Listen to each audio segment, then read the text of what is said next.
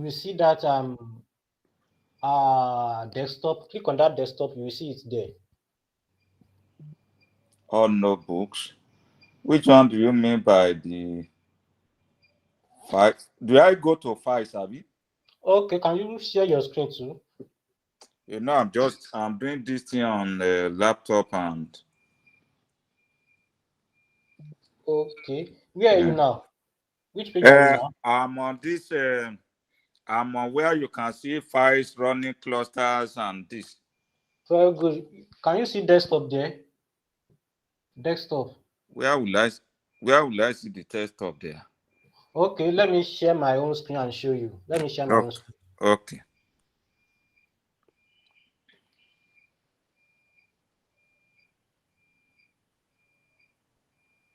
Okay, I'm coming. Okay.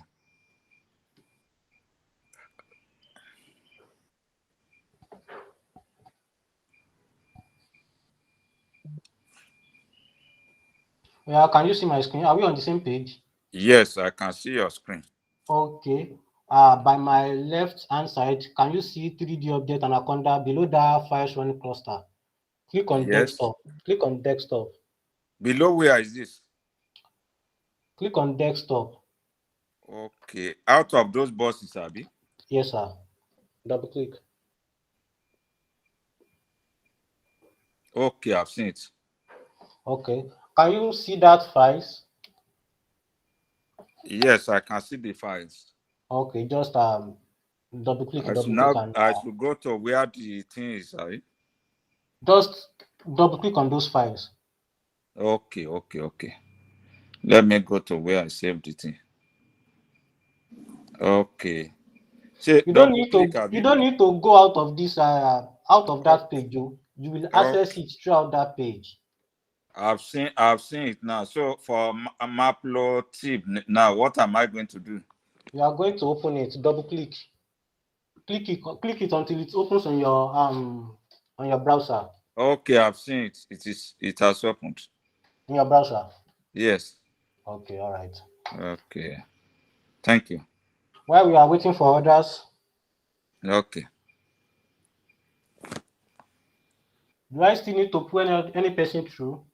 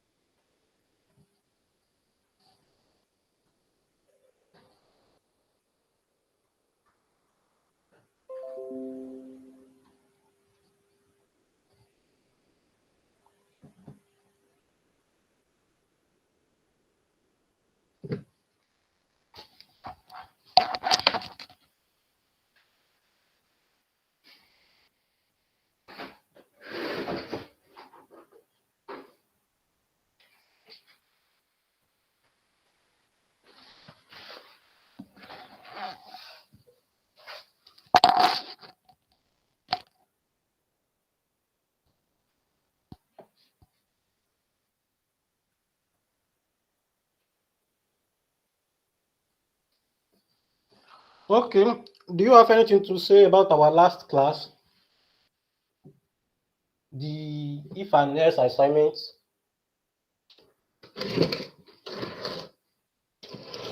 Hello everyone, can you hear me?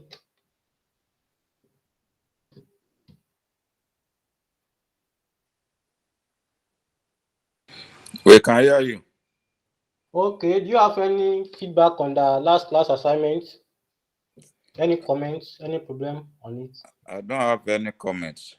I don't Okay. even know whether I do it, though I can't remember if I do it, but I just follow what was inside that video. Okay. And it gives you accurate answer. Yes, though I stumble on some, but I still restart and I can say I get. Okay. Thank you. Very good, sir.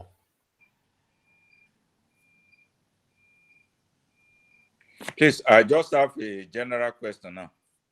You Okay. know, it's just like we have about 3 weeks left, Abby. Yes, sir. So, are we going to have certificates?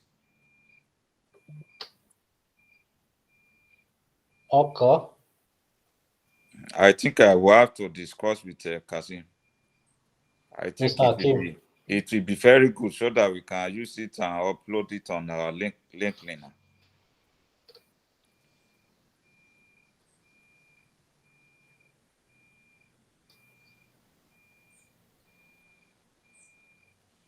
Yes, Mr. Hakim will unmute and answer your question. Okay. He will answer that.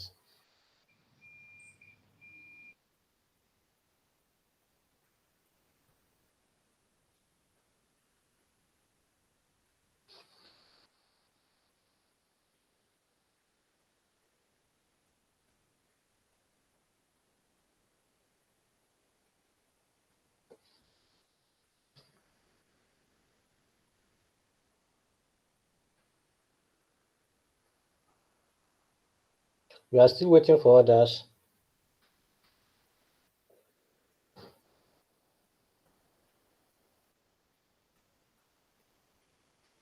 Is this your screen? Yes, this is my screen. Okay. Dr. Tamoriana. Fine, oh my brother. How is Lagos? Lagos is calm and cool. Hope there is no heat. Heat too much. This thing is terrible. It's Abuja, terrible here. So una still get bush around. Yeah, no bush. Except you go to Badagry or Ikorodu. okay. Okay, now I think we can start the class. Others will Okay. join us. Okay, no problem. Okay. Today I'm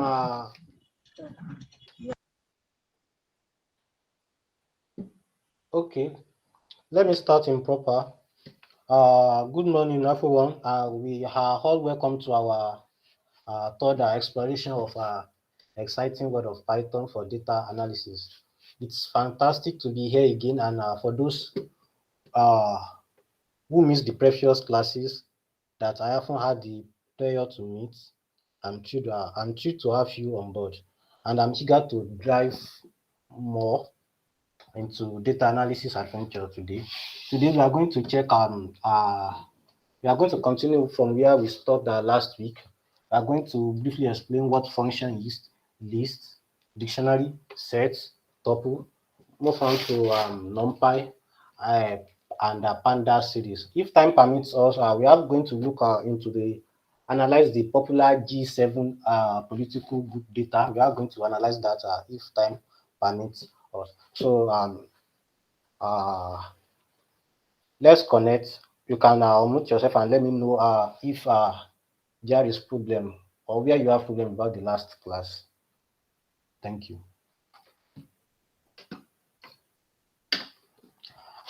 And in the absence of no question about our last class, I am moving straight forward to function. So let me share a new page so you can see.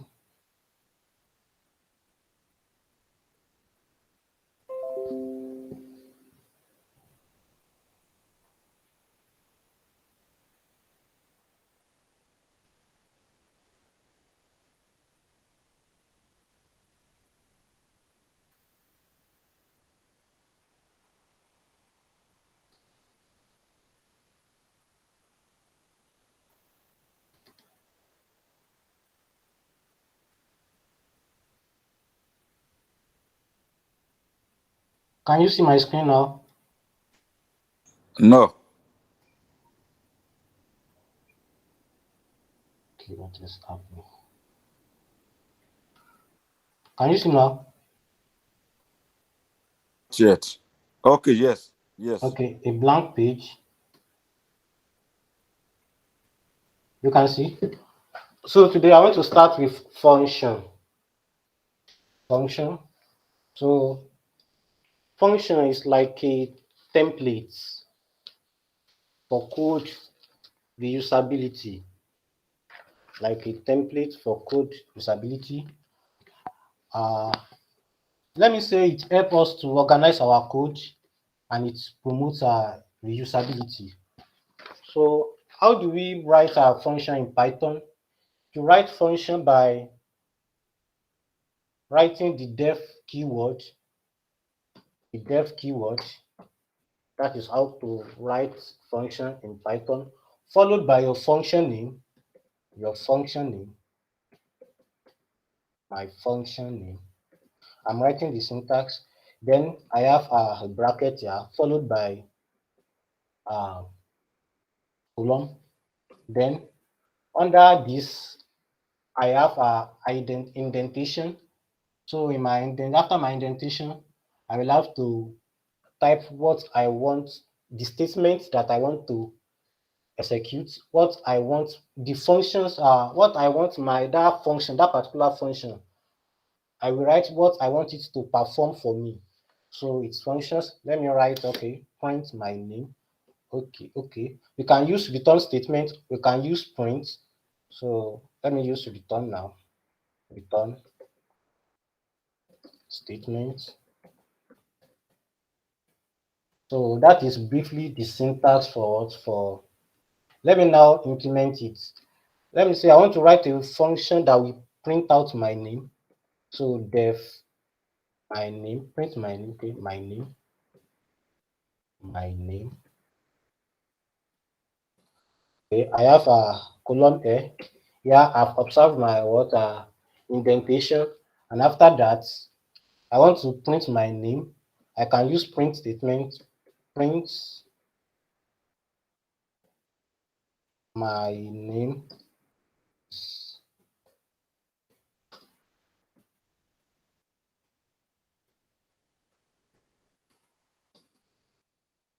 Ade Oluboyega. So that is what my name is. So then I will run it. So after that, I have to call out my function. I have to call my function. And how do I do that? By typing my name, by typing the name of the function.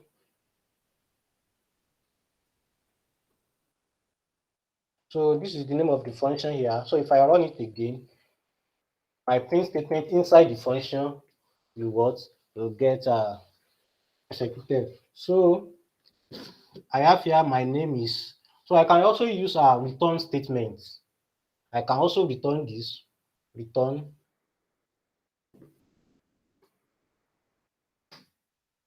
So with return, I'm not going to use this parentheses. So I can also use return. Then I run it again, and it works for me as well. So it is important to note that whenever you are writing a function, return statement is used to end the function. Anything below return statement is not part of the function. Am I communicating, please? Anything below the return statement is not part of the function again. So that return statement is used to what? Is used to end function. Okay, let us. Mr. Taiwo. Okay. Hello, sir. Good morning, Hello, I sir. can hear you. No, I just came on. Okay, you are welcome, sir. You are welcome. So I can quickly write a function that can add two numbers for me. Let me say, okay, def add.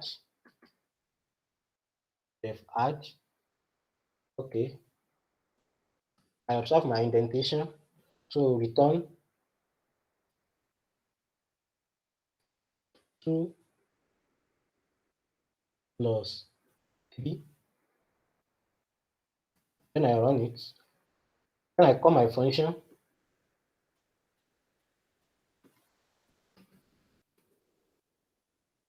I have 5. So you can quickly practice that before I move forward. You can quickly practice that. And when you are done, let me know, please.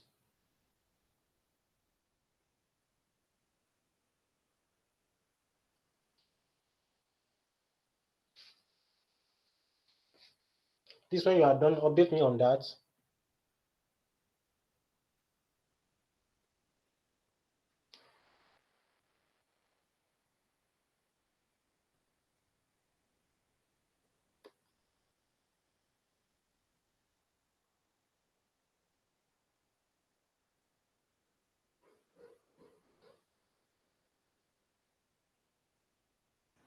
Please, you have taken what you are to do. You have taken it away. Okay, I'm sorry. I'm trying to.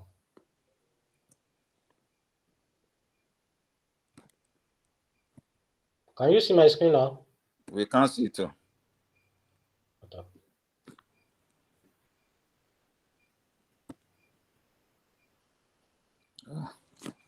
I can't get this thing.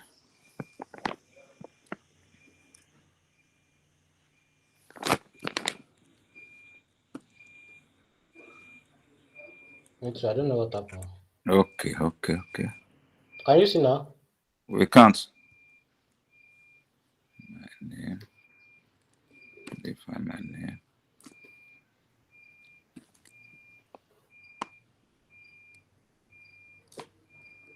Yes, Okay, can you see now? we can see it. Okay.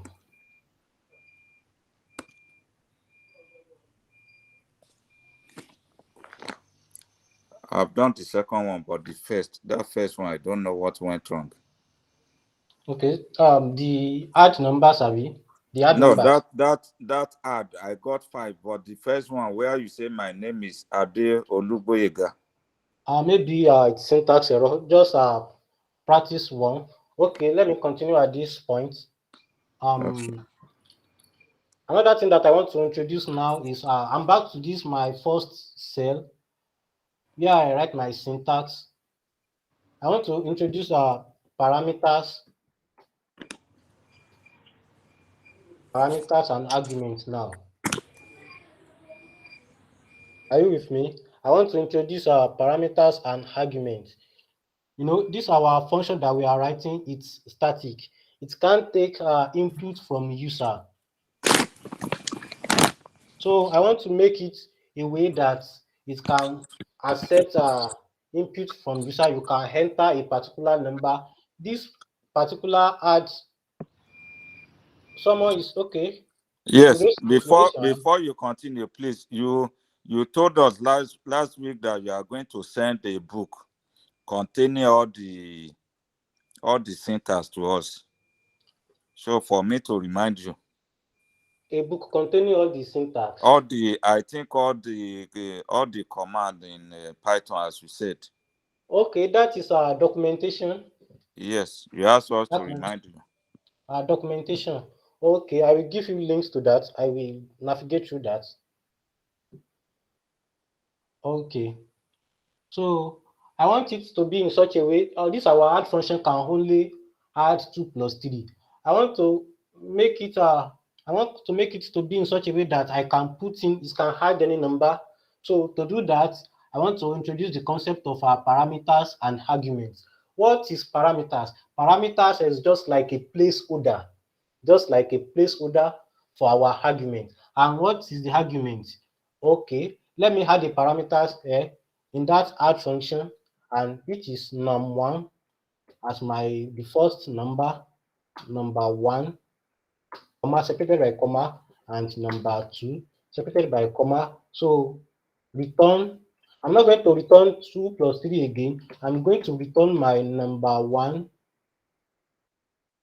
my num1 and num2, num1 plus num2.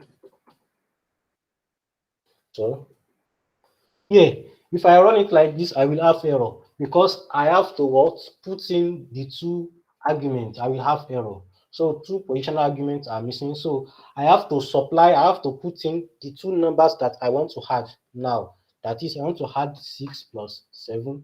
So I think I should have 13 right now. So that is the concept of parameters and arguments. So parameters is just like the placeholder. So here in this function, the num1 and num2 are the parameters, while my 6 and 7 are the arguments. Parameters is just like a placeholder for the argument. And don't forget, function in Python is a reusable block of code that performs a specific task. Functions help organizing our code, and it promotes reusability. So you will appreciate this function more if you have like 10 or lines of code inside this function. So instead of you, okay, let me go back to this def my name. Let me say this is my profile, def my profile. So I have to return my name, my gender, my age, all those are information about me. So instead of me to be typing all those things, my name is everything about me.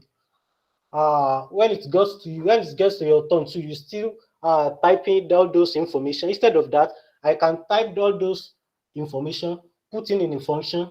When it gets to your turn, you just put in that your what your own details as the argument. Then you have what your details out. So instead of repeating all those 20, 10, 30, 20 lines of code. So that is that about our function. Please, About can you take it again? How do you get 13? I try to do it. I don't know okay. if you see highlight the hard here. The The okay, I go back to this. I'm back inside my add function cell. So I want to introduce the concept of parameters here. So Mhm. parameters are my parameters here are just num1 and num2. I'm changing it. It can be anything. I'm changing it now to A and B. Okay. So they are just the placeholder. So that my add function can take any values of number and add it together, unlike that of the first one. So here Okay. I'm returning my what my a plus A b plus B. instead of writing 2 plus 3 like that was before. I'm returning a plus b, and Okay. I will run the function. Now I'm giving him what the value of my a and my value of b. So the value of my a now is 5, while b is 8. So if I run the add function, I still have 13. So I don't want to have 13 again. I have 14 now. So that is how it works. A and B are the parameters, the placeholder for the argument 5 and 9. Okay. So moving forward, we still have some other functions that are built-in functions that you don't need to write, you don't need to define it yourself. They are our example of them is like example of them. Our print statement is a function. Our length function, you can use it to count the numbers of elements in a container, maybe list, string, or whatever the case may be. Okay, we also have input function. So I need it. Okay, it's inside that former page, former notebook. So I think I have enough of it there. Okay. After that, I'm moving on to list. List in Python. Any question about function before moving on to list? I still I still don't get your number here. After you wrote define gap add in bracket A Comma B, and B. Okay. Okay. Comma B. A, comma B. Then you now can't return. Yes. But Return. then you now come down and say add 6,7. Yes, Say that is what you just run the thing exactly, or you didn't do any other thing, or you did something you will else. first run that, that my cell 10, I run it. I will run it before I come back to my How do cell you run it 30. now? You click on run. Okay, run. Okay, you click on run. I will run it before I move because of So other states in you there. will now run that of cell 11 again. Here I have cell 30. Okay. So I I've got will it. run it again. So after running it, I think you should get the answer. Okay, I got it. So okay, that is that about function. So I'm moving on to list now. List here is a versatile and mutable structure, and it can store and order the collection of elements. Yusuf, Sir, Yusuf, sir, although your screen is very slow, that add 5 plus 9, is it 8,9 or plus 9? 5.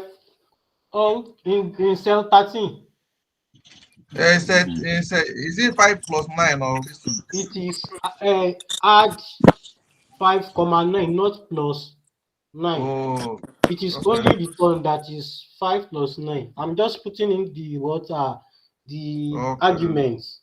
I'm following that the way I've done my A, comma B. Okay. Okay, thank you. Okay, like I've said, my list is a versatile and mutable data structure that can store an ordered collection of elements. Okay, it can be defined by what? By square bracket and separating them with commas. So let me have my list of foods. Let me create a list. To create a list in Python, we detailed about function list and all these concepts is inside our past notebook. So yeah, I want to declare a list. So I first open have my square bracket, my open square bracket. So I will now give him type in my what my the element of list where I have what my A separated by comma, my B separated by comma. Let me say okay, I have three now. So this is my list. I have to run it. So and after that, I can call out my list, and I will have the element. I will have my list as an answer. You can notice here, A, I I enclose it with quotes. Same thing as B, but for my three, I don't enclose it with quotes. For A, it is string. For B, it is string. And for my three, it is what? It is integer.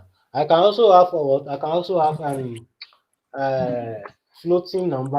I can also have float number. So in that, I will run again, and I will still run again. Then I have what? I have my answer out. So that means we can have different types of what? Different types of data types inside a list, a single list. You can even have a list inside another list. Let me still create another list inside this list. I still have another list of what? List of 6,7. So if I run it again, I still have list inside a list. So that is that about list. So in list, I can perform some operation to list. I can perform some operations to list. I can add number to my list. I can do that by using this format list dot append list dot append. Then the number that I want to add or the element that I want to add. I want to add 9. So let me run that. Okay, what is the problem?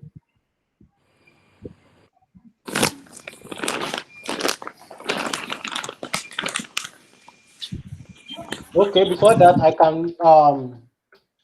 can do indexing. I can call out the element of that list.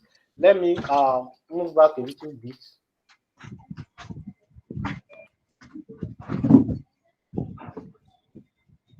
So this will be the first element of the list. It will be 0. The second element of the list will be 1. The third element of the list will be 2. The fourth element of the list will be 3. So the 0, 1, 2, 3 will be our what? Will be our indexing. Will be our what? Our index. So whenever we want to call out any member, we call out by using the index of that number. So now let me try my what? Let me call out the first element of the list. I'm not going to call out A. I'm going to call out the index of that A, which is 0. So remember, in Python, our indexing starts from 0. So I've called out that list of index 0, then I have A. So can you practice that before I move forward? I didn't get what you will teach you. I Okay. think you can do it again. Okay.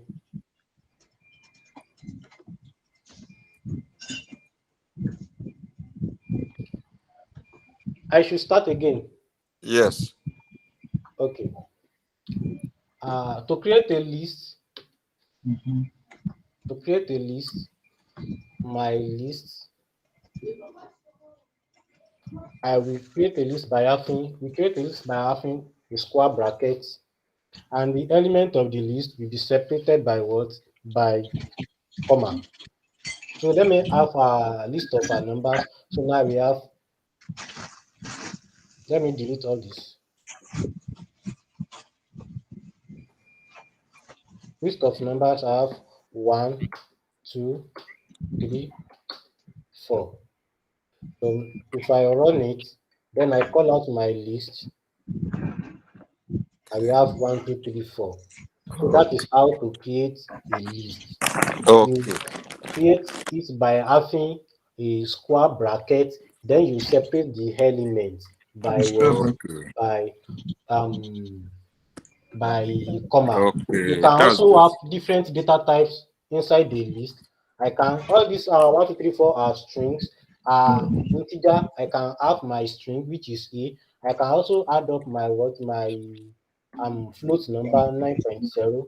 So I can even have a list inside. I can also create another list 9.0, another list. So if I run it, if I run Okay. it again, so I can have list inside list. I can have integer. I can have so many data type are inside list. So Okay. that is that. So if I want to refer to any member of my list, I can do that by using indexing method. And to use index method, we start naming them from what? From 0, followed by 1. The first element is going to be 0. The first element is going to be 0. The second element is going to be 1, while the third element is going to be of index 2. The fourth element is going to be of index 4, while the fourth element is going to be of index 3, while the fifth element is going to be of index 4, and so on and so like that. So let me comment this. So if I want to call out any member of those of that list, I will do list, then call out the index of that number. For my first element, I have the index of 0. So if I call on 0 here, I will have 1. Okay. If I want to access my last element, okay, before last element, if I want to access this 4, if I want to access if I want to access this 4, the index is 3. Then I put the index 3. So I will have my what? I will have my 4. So okay, if I want Manage to wait. access You're talking this here. Come remember them later. Go direct. Manage what? if I want to Manage access manage the the way you can be managing. Now go and buy what last you need to buy. if I want to access the last element, I can use negative index method. I can use -1. It will read out the last element for me, which is 9.0 with the float number. If I do -2, second to the last, which is A. So if you are starting from the back, there is no need to start from 0. You know, there is nothing like -0. You can only start from -1, and it will work for you perfectly. So I can do some things to my list. I've created this list already. I can add members to it. I can remove members. I can do so many things to it. I have the list, some of the list of what you can do to your list inside that previous notebook. So, and Don't this go is to the how shop. we Do where you're modify going. our. Let me You don't use know how to append. manage things like that. When you are coming So, back Please, home, please, Mount Geoffrey. tell them that you're doing Mount talking. Geoffrey.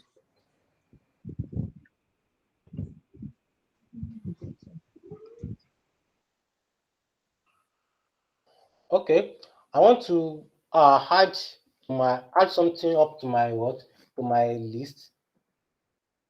So, what am I adding? I want to add my name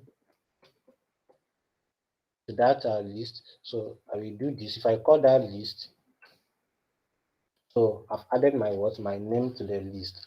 So this is an evidence that list is what is mutable. That is, you can modify it after you've uh declare it open. You can still modify, you can add, you can remove.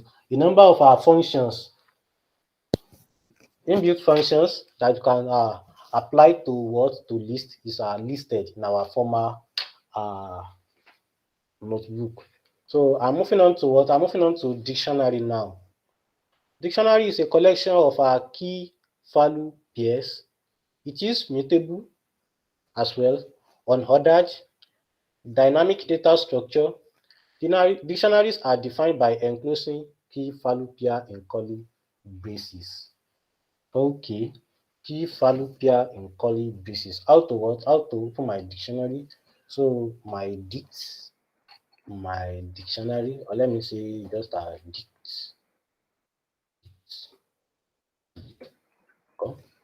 So to what to open a dictionary we do curly braces instead of like square bracket for that of list. We do curly braces. Then you put in your what your value, your key and value. You know, in our normal English dictionary, we have the name of the word and the definition, the explanation to those words.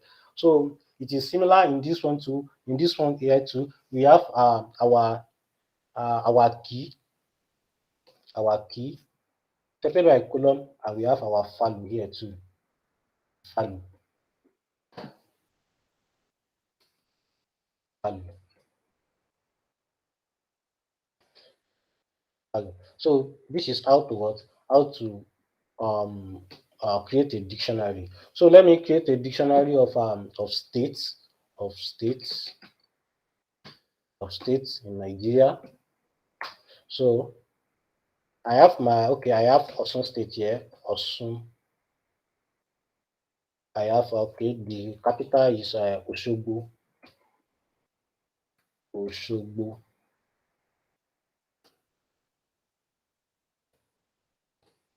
What else? I have Oyo. I have Ibadan.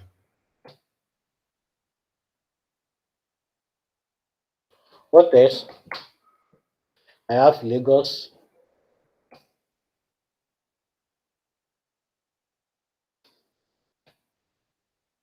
Kenya. So these are the states. Okay, what's really happening? You can see, okay, I'm typing in string without enclosing it with what? With quotation. That is why I'm having this error.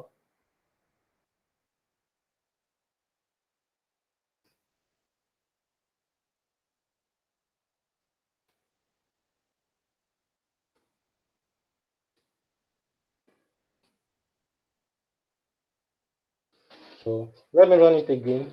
Let me call my states. Okay, I have the list of those states. So to access the element, the member of those the elements of that dictionary, to access it, I can do some things to access it. I can do I can use for statements. Let me do for, for loop is used to iterate through something. So for what? For states, let me do state now. Don't let me use I. I can use anything. For states, in states, in states, in states. Print, in states dot keys dot keys dot keys dot keys. So print what? Print states. So I have the keys. I have the Osun, Oyo, and Lagos. Am I communicating, please? For state in states, I have what? I have the keys. Print the state. So, let me extract the value now. To get the value, what will I do? For state in state, let me change this to what? Values. I have the values. So, okay, let me see if I can print everything.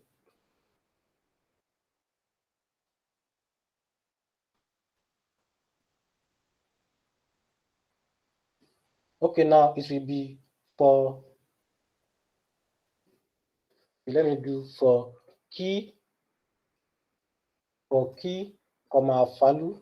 Now I want to print my key and value now. So for key dot key value in what, in state dot what dot. Now I'm going to use items. I'm not going to use value or keys again. So in this item, print what, print let me use formatted string method now to print. So print, okay, print my key for me. Print my key. I use key now. Print my key.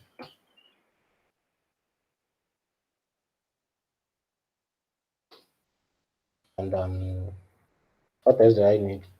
I need my value. My value. Okay. So let me run it. Let's see what happens. Okay. Um Syntax error. Once again. Let's see what happens. Okay.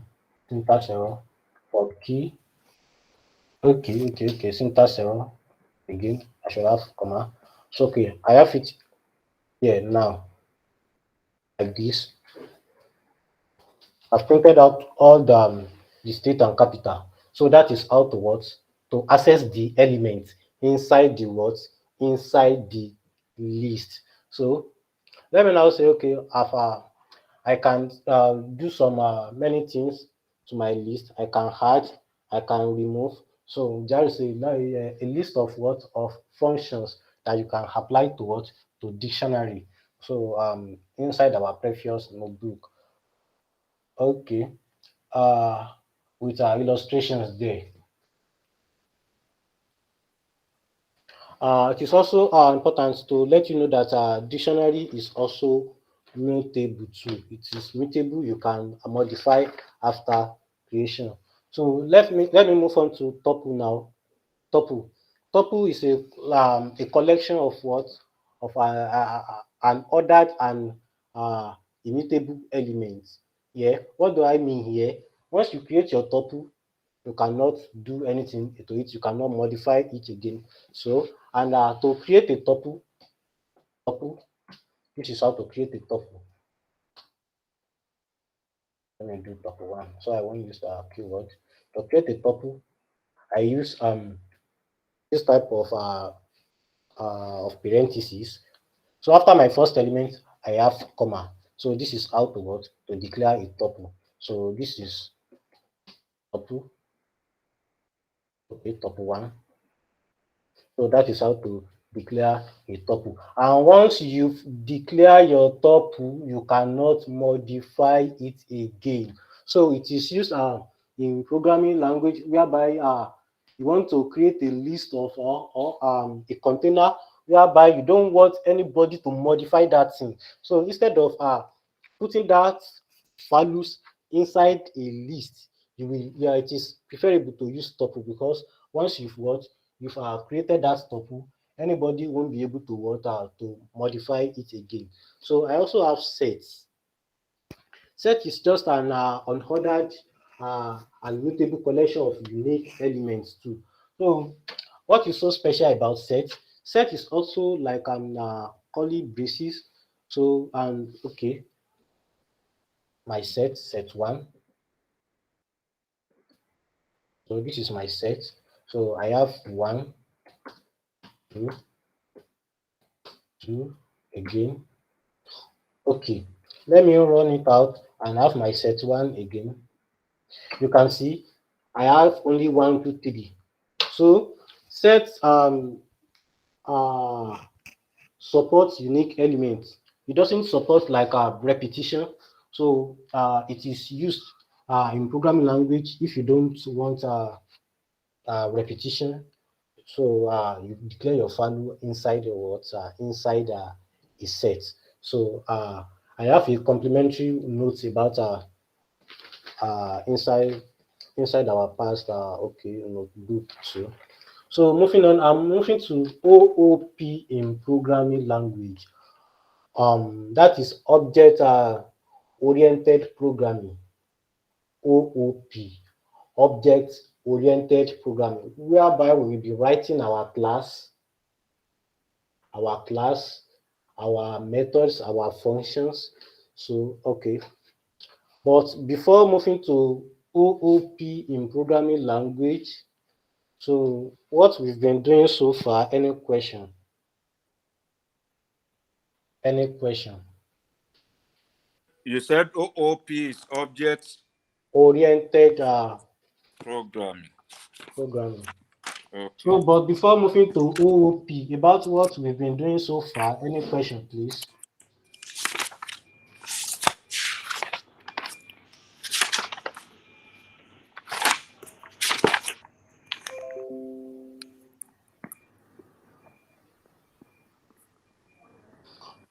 Okay, I want to Sorry. open. Okay, sir. Yeah, Okay. this time. So I just want to know the what do you use this dictionary on top of set? Okay.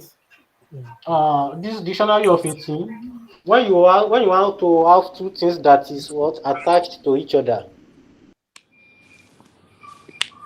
as it is now. Osun State, its capital is Osogbo. So it won't make sense if I just declare a list for this Osun, Osogbo, Oyo, Ibadan, separating it by comma. It won't that make sense since they are together. So when you are when you are working with anything like that is together, so it is advisable to use dictionary like my score in English language. Then I put 50. You can't just separate that by comma. So you must attach it like our normal dictionary, our normal English dictionary, whereby you have the word and the definition, the explanation to that word. So that is how dictionary two works here. But here we just call it and key and value. We use key and value here instead of word and meaning. We use key and value here. The first one is key, the other one is value. And we see how we can extract our values. We see how we can extract our key and how we can look through everything, how we can obtain our key and values. Okay, in the absence of no other question, I will move on to another new page for object oriented programming. So this is a concept. Okay, it uses objects, which are instances of class for structuring code.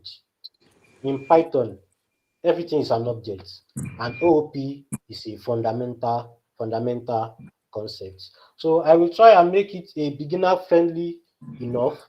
So to understand this, let me say, okay, I want to have a shoe. I want to create a shoe.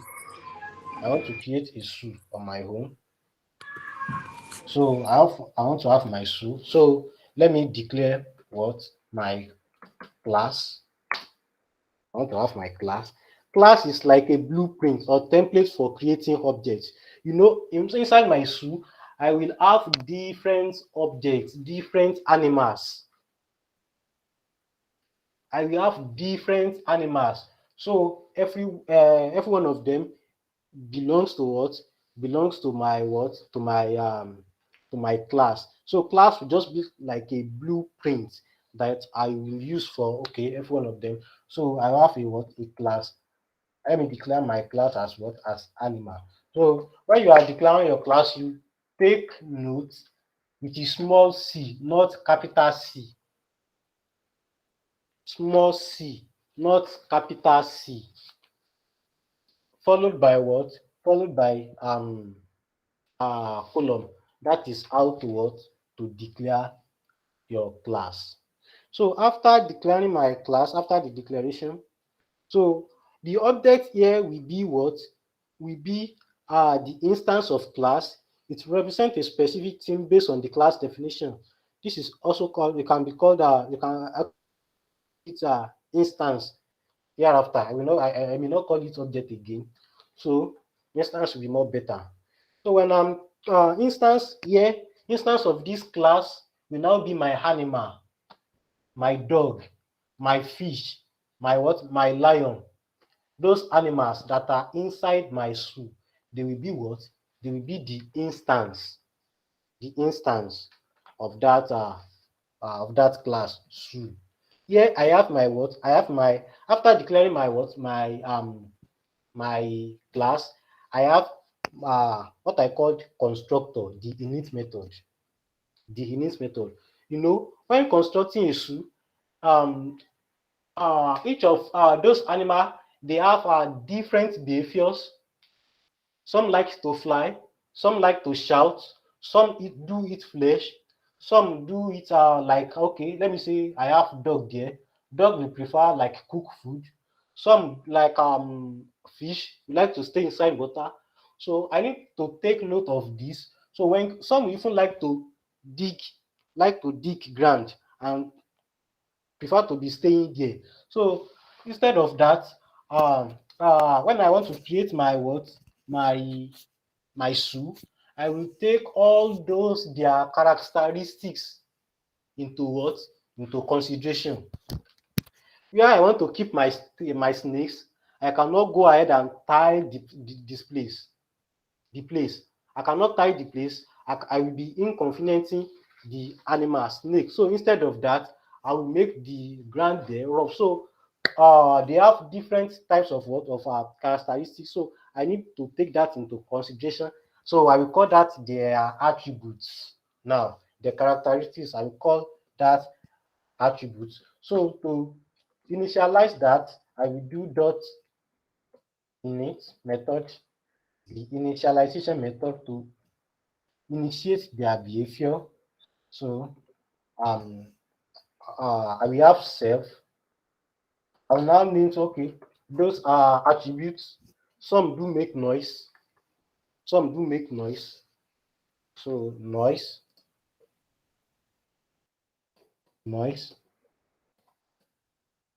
Okay. Some let me see. Let me call this habitat, where they would prefer to live. Where they would prefer to live. Okay. What other characteristics? Okay. How they move. Some do fly. Some do run. How they move.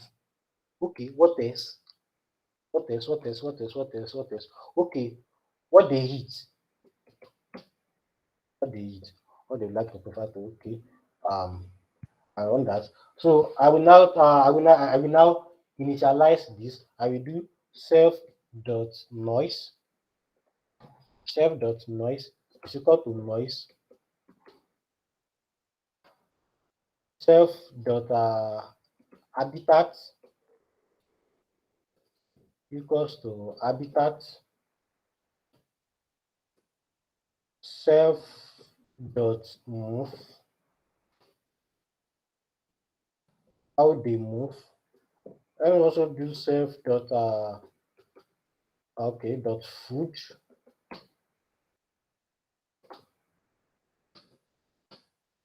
Okay, let me run this. Okay, perfect. There is no error. So after this, let me go back to that cell again. All these self dot and this def dot init, they are just a method towards a constructor to just initialize their habits, their characteristics, their behavior. Just a what? Just a method to what? A constructor to initialize their behavior. So after that, I now have a method, and my methods are the functions that will be defined inside this class animal, and represent the behavior or action. Let me just say my method is how do this animal carry out all these their attributes. Okay, let me say def what? Def sand. Def sand. Okay, my def sand. I will now link this new method the one at the top by using the word self. So I follow the syntax. Then let me just do okay, print. This is my sound. This is how I make noise. This is my sound. This is my sound. So let me use formatted string method. Okay, this is my sound. How do I? Okay, I will now do self dot what self dot noise. This is how I make noise. True. No different animal have what are different so sound. So let me also check leafing. Def what? Def leafing. Where do I live? On ground, inside water, here, def leafing. So I will also connect it with the what? With the top by using the keyword self. So okay. I want this one to print. Okay, what can I print here? What can I print? I want this one to print. Okay, I live. I live. Okay, live. Where do I live? I live. Okay, the inside water can be on here. Let me do okay. Self dot habitat habitat. So let me quickly write the other two functions. Control C, Control V. Okay, def movement. Let me call this movement. How do I move? Def movement. And the movement here, I move by what? I move. I move by what? I okay. Let me say I self dot when moving. I self dot move. Self dot move.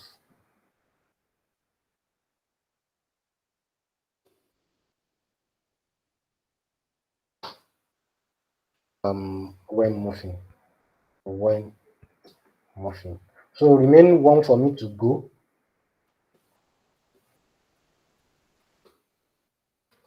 Sorry, sir. Why is that? Why is that F inverted comma? Why do you have to put F there? That F is one I of live. the yes, that is one of the printing methods that I thought you see last class or the The first former class. one. Yeah. One of the methods to print. So I'm Okay, yeah, using the I think you said this. Okay. so I'm using the formatted method to print. So I how okay the okay feed how okay I eat what I eat self dot food.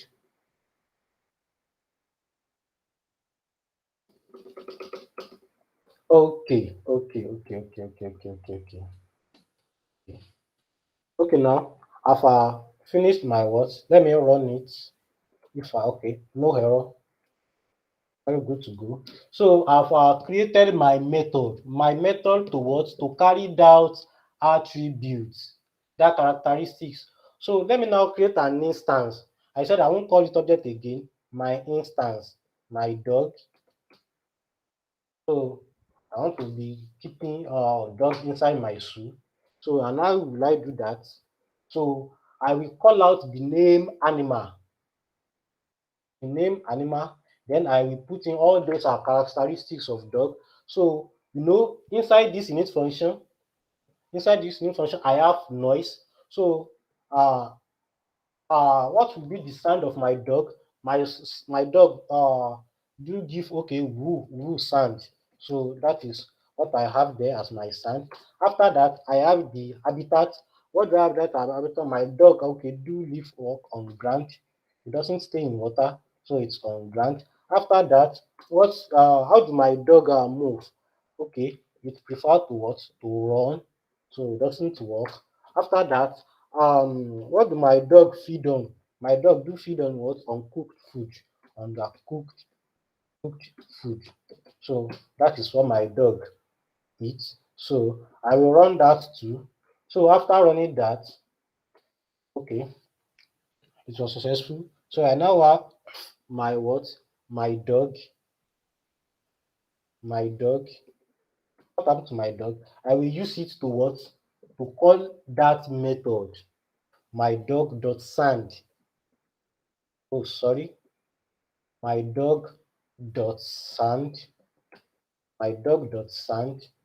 So if there is no error, that will give me what? This is my sand.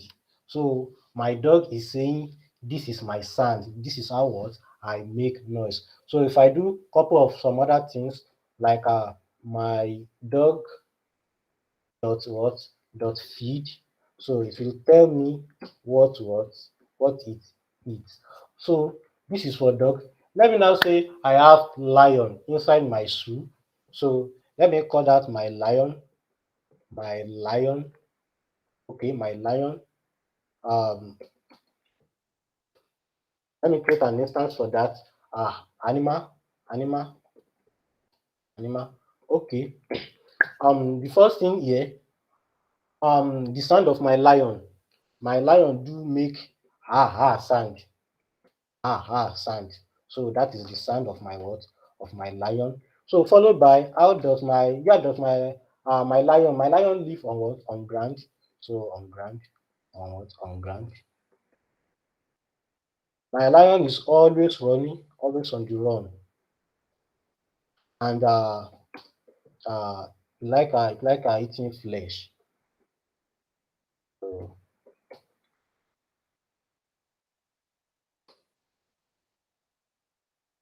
so I've created this class as my template for every animal inside my zoo. You can see if I call on my lion now, my lion dot feed, I eat raw flesh. So I can use different types of animal. If I have 100 animals inside my zoo, I can use that class on them instead of writing it one by one. So my animal is what? My class is like a blueprint.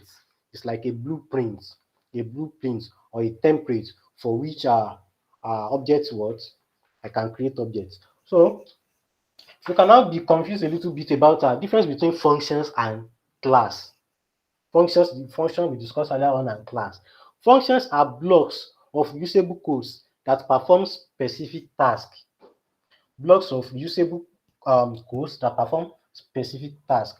While class, make sure it create connection between functions that are related together. You see here, I can call this my what? My sand, my def sand a function, my def living is a function, my def movement a function, my def feed a function. They are all functions, but at the same time, they are related to each other regarding creating my shoe. They are related to each other. So my class animal connect everything together. So that is the difference between functions and class. Functions start alone, whereas class encapsulate functions together with objects. So in a more simpler term, let me say that function do things. Function do things, while class are the way to structure and organize that function together. So uh,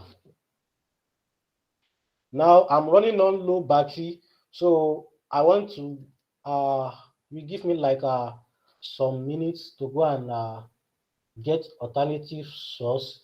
And while doing that, we'll be practicing this animal of a thing. So during practicing your own, in order not to waste time, you can only do this noise and habitat, leaving that food and the like. So you won't need to do all this one that I'm commenting out. All those with comments, you won't need it again. So just do the one because of time factor. So just practice with def. So let me also comment this out. So just do noise and habitat So define function for sand, which is for noise, also for leafing, which is for self.habitat. So then create your own animal, give it sand, give them their what their characteristics, then call out, call it out with any of the method, sand or leafing. Then okay, I'll be right back. Thank you. Or do you have any question before I what? Before I go? I raised up my hand. Okay, I'm sorry, sir. I can hear you now. Like when we were doing SQL, Okay. we imported a database, and you know that the query you write was actually to query the database. Yeah, to extract that information Uh-huh. from that But database. my own now is all what we are doing now is a a preliminary kind of data Yes, writing, so that when you now have the data, you now know what to. yes, sir. Yes, sir. This is just the preliminary. After this concept, we are moving towards NumPy, which is Okay. a science, which is for scientific computation. So we are Okay. moving on to NumPy after this concept. I don't Okay. just want to skip this aspect, sir. Okay. Okay. Yeah. Oh, so this one too. This particular object oriented thing. So I was looking at it. I think maybe you are trying to describe what an animal does and the types of an animal. So these are this this language, this the way you wrote it. Now it shows as if you are trying to predict or you are trying to describe what the animal does, what it eats, and what it does. Like a program, you are like programming it. I think that's where I understand it. Is that what Yes, you're trying to do? yes. I'm just making this. I'm just giving you uh this practical example, so it won't like look abstract to you, so you can relate very well. That is why I give this example. So, Okay, but in okay, the real programming scenario, what you'll be doing will be somehow abstract. So, this is just the basics of basics. Okay, basics. Python is just like a programming language that is used for many things. So we just okay. have to learn the basics. So after learning the basics, we can now move on to that our area of specialization, Okay, which is okay, for okay. data analysis. All right. I understand. Okay, and this is the last aspect of it. After this, we are moving on to what Mm. our own site. So please, you can practice it with leafing and sound method so and color. Okay, okay.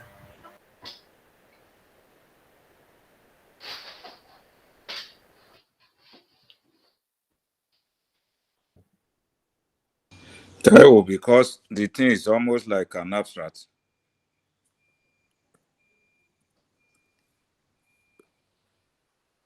I mean, then get it, yeah. I'm understanding it.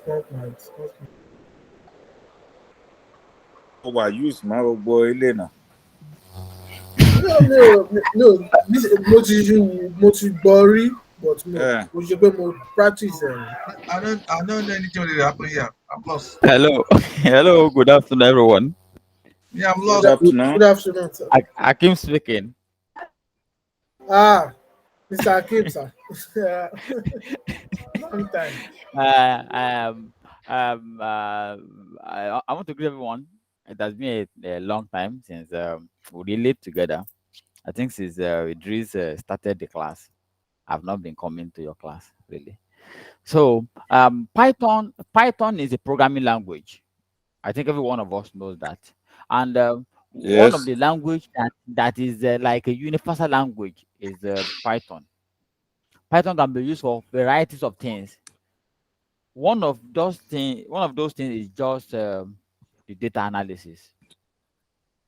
Like just like our Excel can be used for so many things. The same thing, Python can be used. In fact, to build the website, you can use Python for web page for so many things. You get that now. So what he has been taking us through is by the time we get to the data analysis part of it, some basic things might be calling for our attentions. So that is the essence of this introductory part. And maybe data analysis and by extension, later when we leave this data analysis one we are going to learn in a class, we might want um, to continue our research on Python by working more on structured data. You get it now? So the basic is very key, very, very key. You get that? In fact, the class I joined today, I can see that I'm even noting down things for myself here too. You get that? I'm also noting down things as I joined the class, which is it makes the class very interesting. But I know that to most of us it will look abstract because it's not we are not doing we are not extracting data, we are not analyzing data, we are not adding anything yet. But it's just the basic that we need to be familiar with. So by the time we get to our own area of usage, it will be more interesting. But meanwhile, please let's practice this again and again, even after the class. Please, let's try and practice them because by the time we will have when we have a well-grounded basic, no matter what you want to do with your Python in future, you can always build on that. You get that now? So that's just and one other thing that I may think is that maybe perhaps the syllabus is very wide, so that may not give him the time to wait for us to practice everything in class. We have a lot of things to do with Python, unlike a Power BI and Tableau. Power BI and Tableau are very straightforward. We know where we are going, and we start what we are doing from day one. You get that now? So, okay, I think it's back. So let me leave the class for him. Thank you very much. Thank you too. Hello. Thank you, Are sir. you? Okay.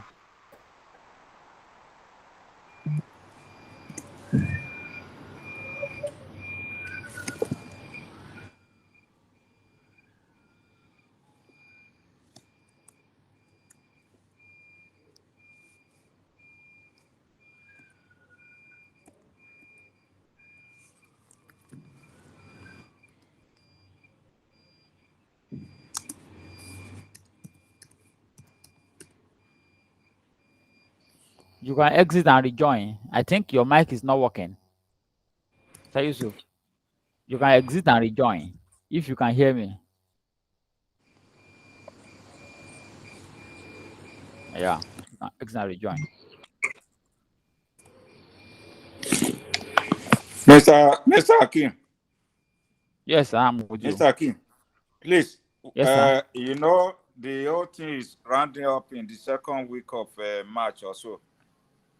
When are we going to By get second week, our it's round up. certificates? We need It's running we up by need second week, but certificates. by extension, you will get certificate. That's certain. But there is something more important than certificate. No, What we I have do a is reason. that we can discuss that outside the Mm, class. But there is one more thing that is more important than certificate. We will get mm, certificate which we can showcase on our CV, on our LinkedIn, or whatever. But mm. one thing that is more important than certificate in data analysis is your project, your portfolio Okay, projects. People want to see okay, what you have done. So that's the reason after okay, the class we are going to give you like 10 different data to analyze. You use Excel to okay, do analysis, you use Power BI to do analysis, you use okay, Tableau, you use Python and Power BI. okay, So you're going to use like all things to do different analysis, which you can showcase to people on your LinkedIn. They want to see what you have okay, done, okay, or you use your LinkedIn, or you use there are other places where you can also showcase your portfolio. You get that now? yeah, So please, I'm going to give you data for doing that, and even what you have done in class, like in our Excel, Power BI, what you have done, you can mm, also show them, submit them in the class. Let's finalize it, and then you can show them on your LinkedIn too. Let people see what you are yeah, doing. You can't, you don't progress in eating whatsoever. Show yourself to the world. Let people see what you are doing. And Yeah, somebody right. you may not notice, and they are noticing you. You may not Yeah, know. right. People are seeing whatever you are doing online, and so the more you show yourself, the more they know that you are doing this. You get that? So you Yeah, are going to you're do right. that. But the certificate is also part of it. It's also very important too. But the portfolio is far more important in data analysis than I understand. I'm just saying that. you Really. will get it. We are going to talk that Uh-huh. also. You get it. I'll Actually, call you we later, give sir. it out. Actually, we give it out after you've submitted at least one project. So at Uh, least you yourself can say, okay, I've done A, B, C, D. You can see something to show mm, when they yeah, ask for whatever you have done. You get now. yeah. So we can talk it out after maybe after the class. Thank you very much. You know, it's also a way of marketing you. Yes, sure. It's a marketing strategy for you people too. Yes, yeah, it's marketing for us. At the same time, it's more beneficial for the student because Yeah. people want to see what you have done. No, whatever you do, you want to see what you have done. Portfolio is very key in data analysis. Okay, thank you very much. I think Yusuf is back. Welcome, sir. Mr. Yusuf. Okay, everyone, are we on the same page? Yes. Okay, is there any question about the concept of OOP in programming language? No. It's not about a question really, but at least we are thinking ahead of possibly if there is a kind of application as we are doing SQL. I think Akim has actually told us about that too. Okay. That all what we are looking at that is looking like an arbitrary thing to some of us is just like a preparatory class for analysis with Python. So we are near now. We are near the analysis now. So okay, I have here NumPy. So are we all on this page? I'm there. I think others possibly. So I've written the what the code is here. So we just need to run it and see. So I think here we will be fast. We'll be moving fast. Okay. Hello, please. Can I start with NumPy? Carry on now. You are Okay. our teacher. NumPy is a powerful library for scientific computing in Python. It provides a large support for multi-dimensional arrays, matrices, along with a collection of functions, and it is widely used for data-related applications like uh, linear algebra, statistical analysis, mathematical operations, and the likes. So, uh, there are some key aspects to NumPy which we will discuss. We will discuss about array, the mathematical functions, broadcasting, um, random number generator, random number generation, and the likes. So the first thing I'm starting with now is to import NumPy. Before I can use NumPy, I will first need to import NumPy. So when importing NumPy, I will be using NumPy every time, So I won't want to be writing NumPy every time. That is why I give it alias. It is called aliasing in Python, aliasing as MP. So some other time that I will need to refer to NumPy, I won't be typing NumPy. I'll be referring to it as what? As MP. So that is what they call the aliasing in Python. Import NumPy as MP. So let me start with creating an array. I want to create an array from a list, and that list is my list, and it comprises of integers 1, 2, 3, 4. So to create an array, I will do mp.array, then I will give him my list. mp.array, that is how to create what? A list. mp.array. So let me comment it out so I won't have error. Then here I have my what? I've created my what? My, okay, what is the problem? My MP is not defined. That is, import NumPy as MP. I just what? Okay, let me run it.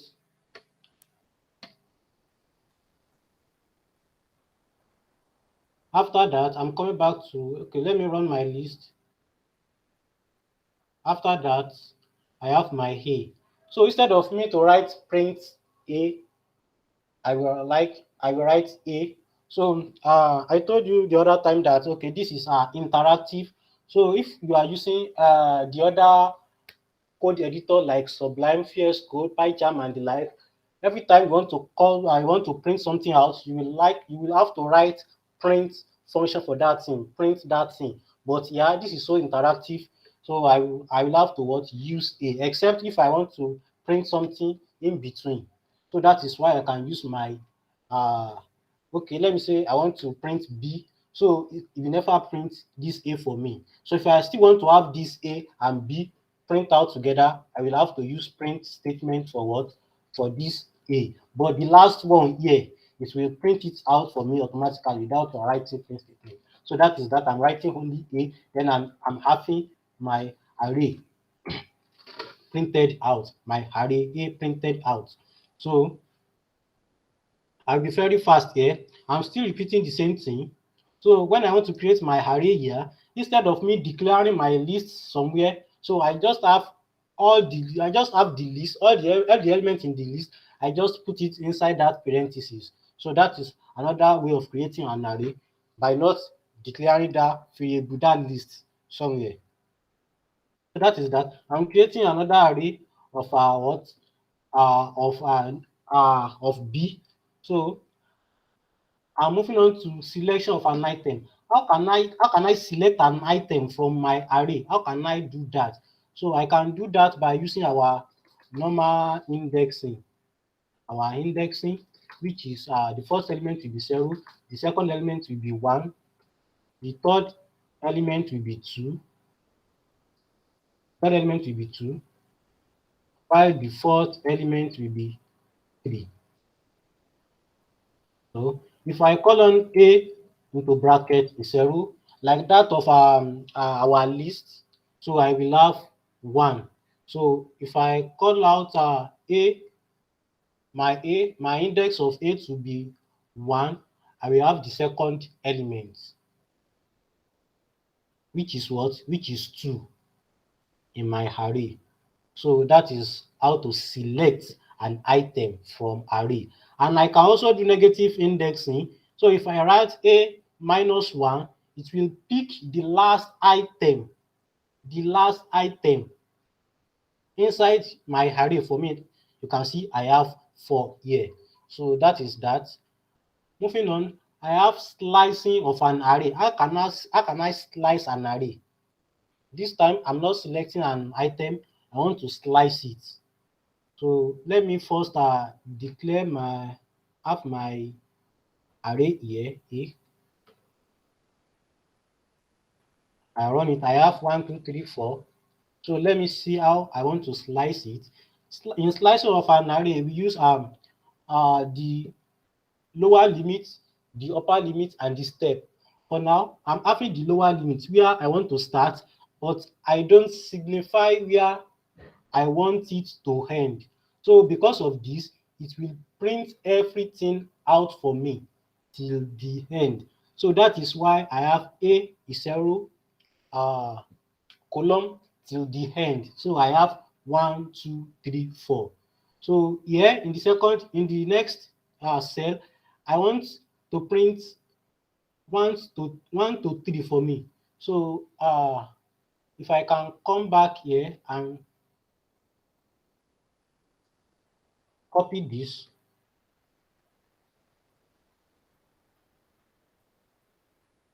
Okay, where am I slicing? I'm slicing here.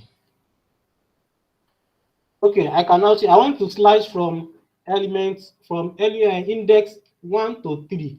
So let me come here, my index 1, 2, 3. So the last element, which is of index 3, will not be part of my answer. If you notice, 1 to 3, I should have 1, 2, 3, which is 2, 3, 4. The upper limit, the upper bound of it will not be what? Will not be part of the answer. That is how slicing of array works. It will only include the what? The lower limit, and the upper bound of it will be what? Will be excluded. So that is why I'm having 2 and 3. So let me Please, slice. can you repeat that? The slicing option. Okay, here in slicing method, I should have the lower limit and the upper limit where I am slicing to.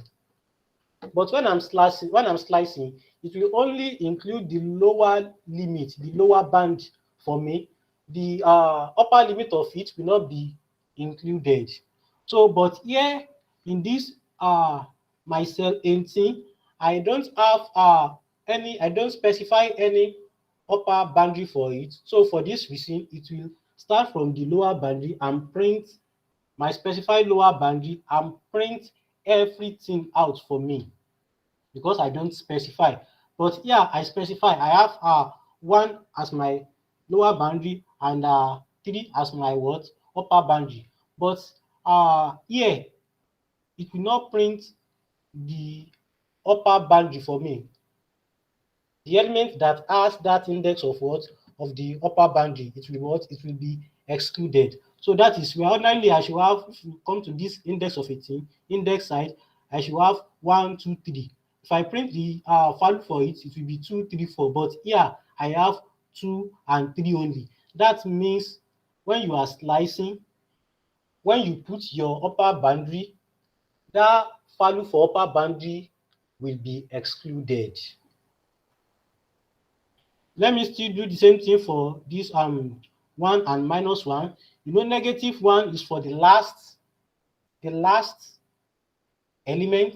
Whenever I use -1, that is for the last element, and 1 here is for the what? Is for the second element. So it will only print the second element, which is 1, the third element, and the last, which is -1, will be excluded. So I don't know if this particular what I've explained in this particular cell is clear. So can I move forward? Slicing of array. So if I can move forward, okay, I will skip this. It is almost the same thing. I'm moving to array types. Array types. In array, we have data types. In our array, we have integer, we have floating point numbers, we have complex and booleans. We all know what those data type means. So we are moving forward. So I have an array A here, and I want to check the data type of my array. So I will have to use the type function. We use the type function a.dtype to check the data type of this array. This is very useful because when you are working, you want to add two things together and your data type is not in integer, so you will get error. So you have to check. What data type it is by using what? The type function here, and it will give you int 32. You know, in Python, in our first class, Python basics, we use type and that variable inside the parentheses to check our data type. But here we are using b.dtype. You will work with more of this because we are moving towards the data aspect of it, and we don't use that of our Python basics. We use this the type. You will work with this the type of a thing often and often. So let me check that of my B. I have my array B. Let me run it. Okay. Let me check b.dtype. I have float. So when creating my array, I can also specify the type of data type that I want for it. So here, and this by cell 28, I'm creating my array. Then I specify that I want that my array to be in float. Then I put in integer number. So you can see my output. It has been converted to what? To uh, float number for me. And the same thing goes for this cell 14. The cell below this cell 28. So am I free to move forward about this data type aspects?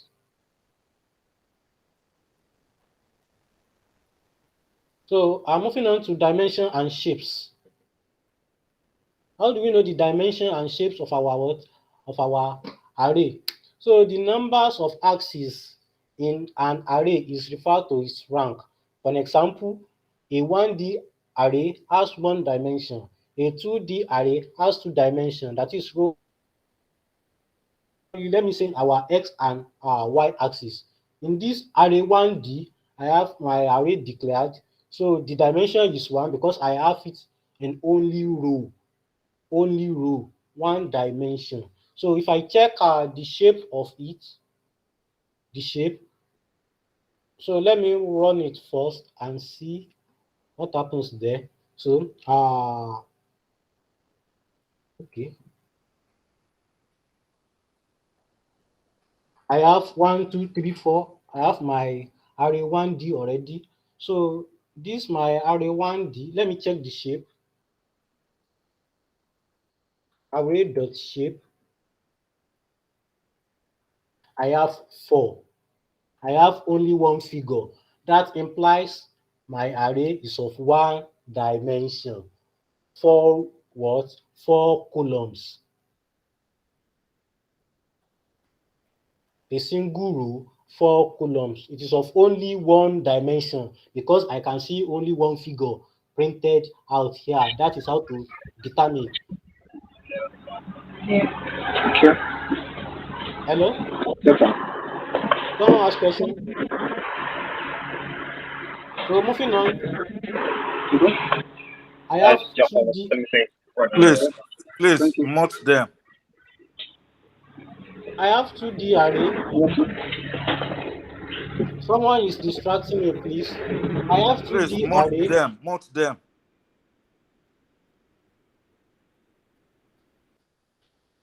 I have this 2D array here.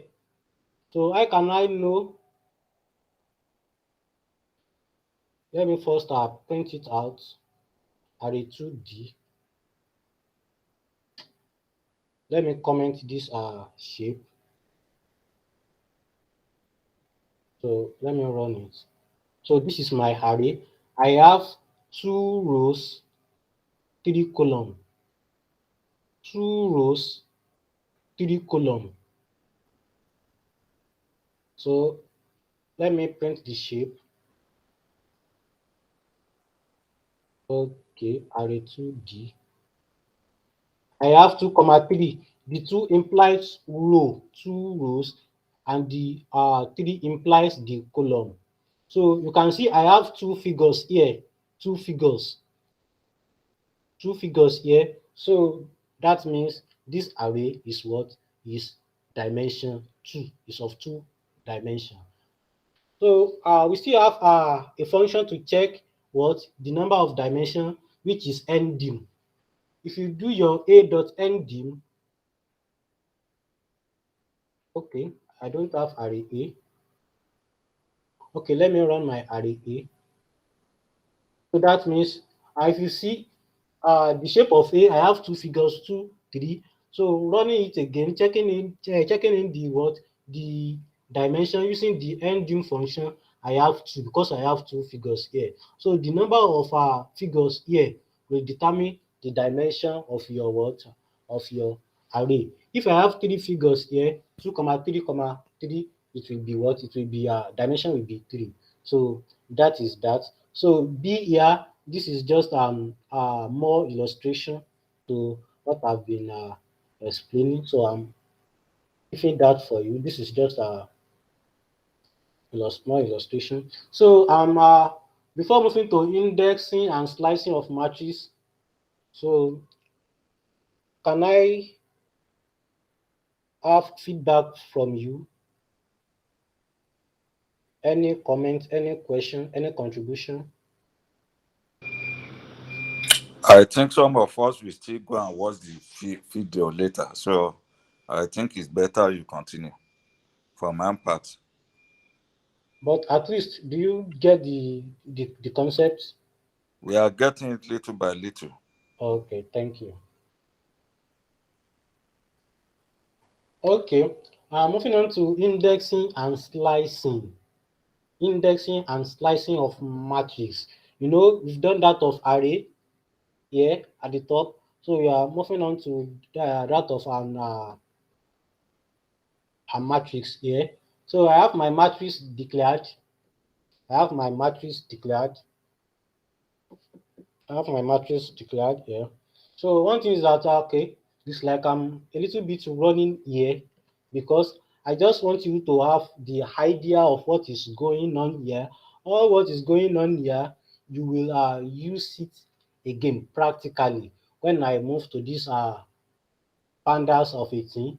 So by that time, it will you will stick to it. So I have my matrix here. I've declared my matrix. I've comment all over it. I have this side. I have it this side too. So okay, this should be 0. This should be 0. I'm sorry, not 1. Because Python starts its numbering from a 0. Okay, I have my value, my matrix. Now I want to access the element. Element of what? Element of matrix is 0, 2. This is 0 means what? And this 2 means what? This is 0 means the axis that I want to access. That is the first row that I want to access, and the second argument there, which is 2, is what? Is the element that I want to access inside that axis. So here I'm accessing the first element in the first row, and the third column. My first row here is that of row 1, 2, 3. That is the first row, which this index is 0 is standing for. So then I'm moving to the second element, and the second element is here, is 0, 1, 2. The number 3 is the second element inside the first row, is 0. So that is how to slice matrix. Once again, this is 0 stands for axis, the row that I want to slice, and this 2 stand for that element inside that axis. So the 0 stand for the first row, while these 2 stand for the second element, and the second element is 3. 0, 1, 2, 3 inside that axis. So I'm moving to what? I'm moving to slicing. So that is how to access an element inside a matrix. I'm moving to slicing. So I've declared the same matrix. So I want to extract a submatrix from the first 2 rows and the second and third columns. So this is a little bit technical, but I will try to make it what very easy to understand. So I have my matrix here. I've I have comments all over it. So I have my slice matrix, I have that matrix that I want to slice. So the first part of it here is for what? Is for the row. This 0, 2, this first part, 0 semicolon 2 is for the row, while the 1, 3 part is for the column here. You know, we have two parts separated by comma. The 0, 2 is for the row, while 1, 3 is for the column. So by doing that, I'm slicing from 0 to 2 in that part of row. You see, for the first part, I'm concerning with this horizontal part of a thing. So I want to slice from that is, when I'm working with this horizontal part of it, I'll be working with this 0, 1, 2 that I'm offering on 0, 1, 2. You know, that are number the horizontal part of it. So I am extracting a 0 starting from the first to 2. That is, the third element, which is 2, won't be included. The third element won't be included. So I will have for only 0 and 1. So I will have 1, 2, 3, 4, 5, 6 as my answer. 1, 2, 3, 4, 5, 6. 1, 2, 3. Below it, I will have 4, 5, 6. The last part of 2, which is the third part of it, won't be what included. So after that, I'm moving on to the column part of it, which is 1 to 3. I'm concerning with this vertical side of a thing now. So this part that I'm offering on is what I will work with now. So while I want to work with this 1, 2, 3, I'm starting from 1 to 3. If I want to start from 1, this 0 is not included. That means I will start from this 1, which is 2, 2, 5. You know, I'm not concerned with the last part of it already because my row doesn't capture that. So here I have 2, 5. That first column is not included because 0 is not included where I want to slice. The last part to 3. You see, I don't do to 2. If I do to 2 now, it will only be 2, 5 that it will slice out for me. It will not capture that 3 and 6. Because I want it to capture that 3 and 6, I now put 3, index 3, so it can capture it to index 2. So if I run this now, so this is what I will have: 2, 3, 5, 6. I want to extract from the first 2 rows. The first part of this, my matrix, slice matrix is equal to matrix. The 0, semicolon 2 is for the first 2 rows, while the 1 to 3 is for the what? The second and the third columns. The second and the third columns. You know, we don't have an index of 3 here. So if I put 2, it will only extract 1 and 2 for me. These 3 and 6 parts will be what will be excluded. But to capture it to that level, so I have to put index 3. So I think with this I've made myself clear. So let me see your thumbs up if you are clear with that.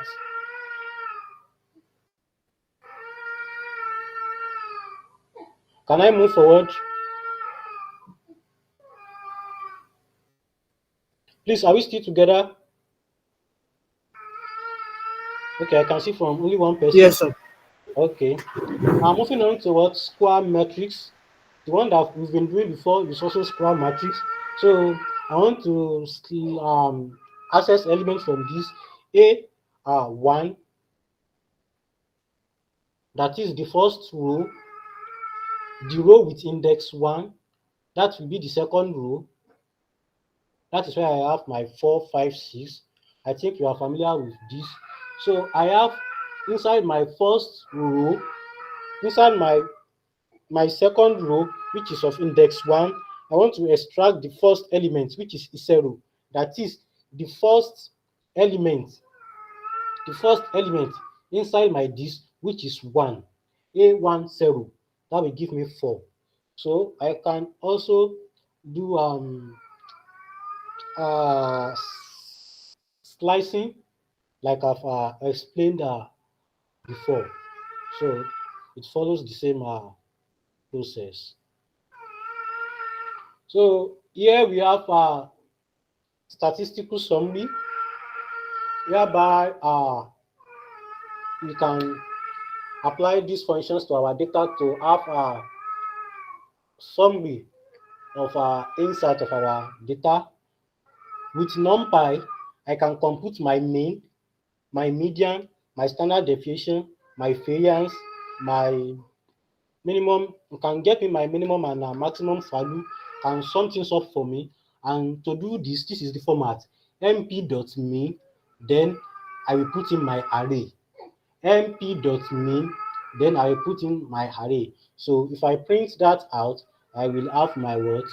So here I have my array A declared already. Then I want to sum up my array A, mp.sum. You see how I've used it. So I have my 1 plus 2, 3, 3 plus 3, 6, 6 plus 6, 4. Then I have my answer to be 10. I can also find the what? You see, I've used it two different ways. You can also find the mean, a.mean, that is array.mean, array.standard deviation, a.variance. You can do that and have your what?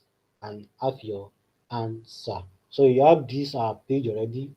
So one aspect I still want to cover is broadcasting and factorized operations. So I can let me okay, use the word broadcast. If I have a particular list, that is an array, I can broadcast it. I can apply things to all the elements inside my array. So let me use that. So I use a plus 10. This is just a simple illustration of broadcasting. So where I'm adding tail to all the elements inside my what? I'm broadcasting this to all the elements inside my array. So here I'm adding 10 to it. Here I'm in the next cell, I'm multiplying 10 to it. So I still have 10, 20, 30. So that is that. Here I'm adding 100 to my array A. I'm adding 100 to my array A. Then I use this method that I showed you during arithmetic operation.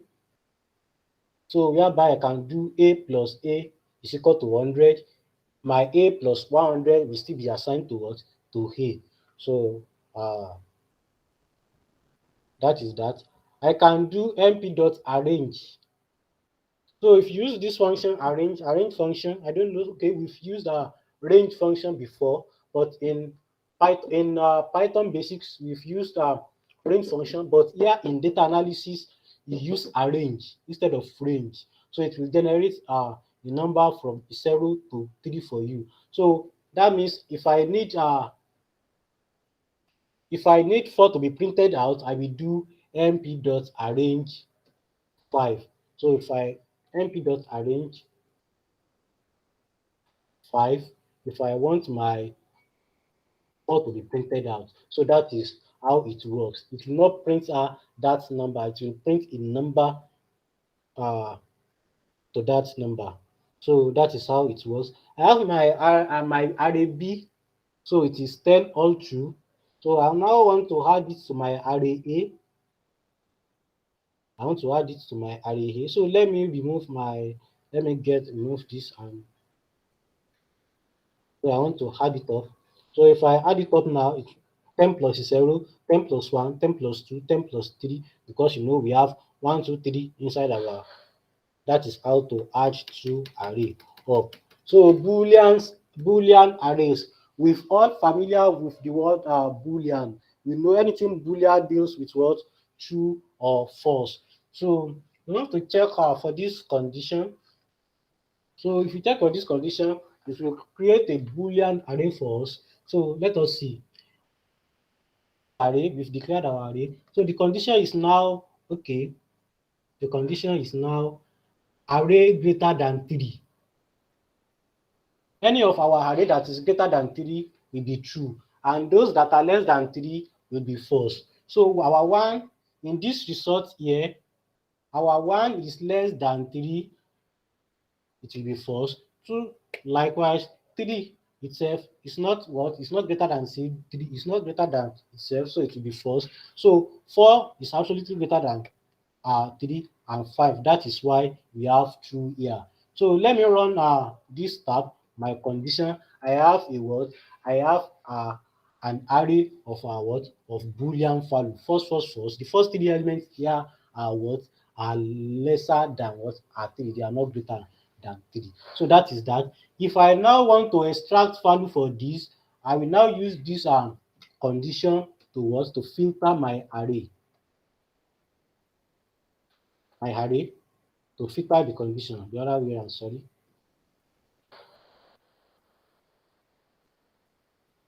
So I will have that value out.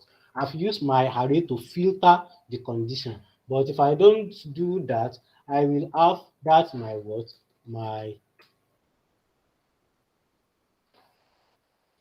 So that is that. I also have here, okay, I've illustrated it here, down here. Okay, I also have logical operations here.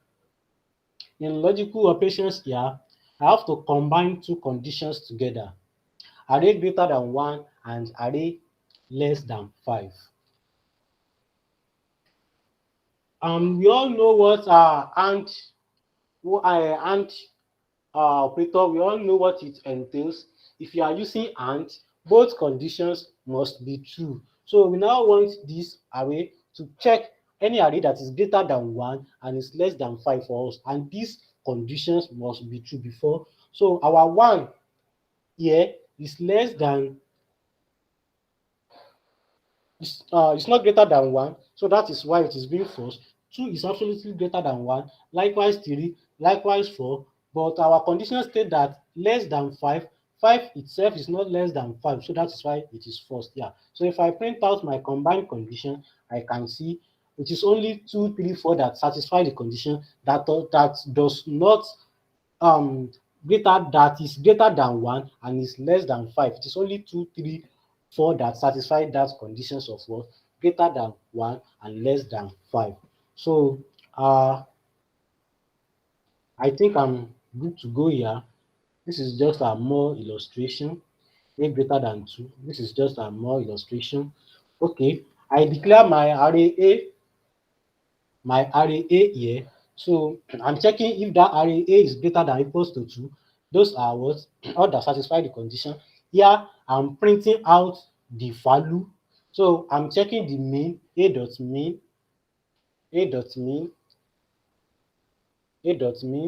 I'm now slicing through, I'm still filtering A greater than A dot mean. So I want to see the answer. Any element that is greater than A dot mean, print it out. This sign is not to negate what is in our first cell here, so it prints 0 and 1. So this sign is OR. So when you know what all we all know what OR works for. When one of the condition is true, so we are good to go. Not like AND statements. So we use this. I've talked about a random function before. So we use this random function to what? To generate random number. So to generate random number between 0 to 100 and reshape its sizes as 3 by 3 matrix. That is all that random number is. So at this point, let me talk. Okay, these are also useful function for us. So arrange function. I've made it more explanatory. So this we say, okay, this will arrange 10 words, 10 numbers for me. Let me see that. 10 numbers. Then I want to reshape this number by using this reshape function to 2 rows, 5 column. 2 rows, 5 column. Let me run that. It has reshaped it for me. 2 rows, 5 column. That is what our reshape is working for. The other one here, reshape it into 5 rows, 2 columns. So that is that. So I also have this identity of a thing. To generate mp.zeros, it will generate a 0 for you. mp.ones, it will generate ones for you. So, okay, here in NumPy, okay, I'm supposed to put a link. Okay, can we all see this page? Can we all see this page? So we all have we have NumPy documentation, NumPy documentation, NumPy documentation. This is a what? A document that contains, let me call it manual, that contains everything that you can use manual, that can use NumPy for. It is a very long document, user guide that you can use what? That can use your NumPy for. So whenever you want to do things, whenever you want to use any NumPy functions, you just consult documentation. But myself, I'm very lazy. I'm a lazy type. I don't used to come to this documentation. I used to Google things up. Let me say I want to what? Guess a, random number generates random words for us. But if I want to generate, I want something to guess word for me, I will come here and okay, let me Google it here. Random number. Okay, let me say in NumPy. So let me be specific. Random number generator in NumPy. Let me be specific. So this will take me to, you can see, I have what do we call it here? The documentation. So there are some other sites that they've explained how to use this random number for you. They've explained it. So I just but me, I'm used to what? Gigs for gigs and this W3 schools. Just click on it. You will see how they've used random number there. You will see this brief explanation how they've used random number. So by that, you can what? You can boycott that process of going through this long document of a thing, which is called documentation. But I think we are I must let you know this documentation contains everything that you can use um, NumPy for. So I'm listening. I'm listening. So you can see it's very, very long. You can even search if you are using that type of browser or PDF reader that you can search. You can search for what you are looking for in particular. You can download it to your device. So I think by that I'm done with what NumPy is. I'm moving on to what Pandas series. Yeah, in Pandas, we are going to learn these Pandas by analyzing a particular data, which is G7 political group data. That is what we are going to use to learn our Pandas, so it won't be so abstract like that of a NumPy. This is another library that you will work with almost every time in data science, in data analysis. So this is our Pandas series. We still have Pandas table. So Pandas is a Python library for data manipulation and analysis. Its main data structures are series and data frame. The series representing one-dimensional array while the data frame represents two-dimensional tables respectively. Pandas supports reading and writing data from various formats, from Excel, from CSV, from SQL, whatsoever. It provides tools for indexing, cleaning, selection, statistical analysis. So our pandas will be used for data cleaning, data manipulation, data analysis. Joshua, I don't go. Take charge.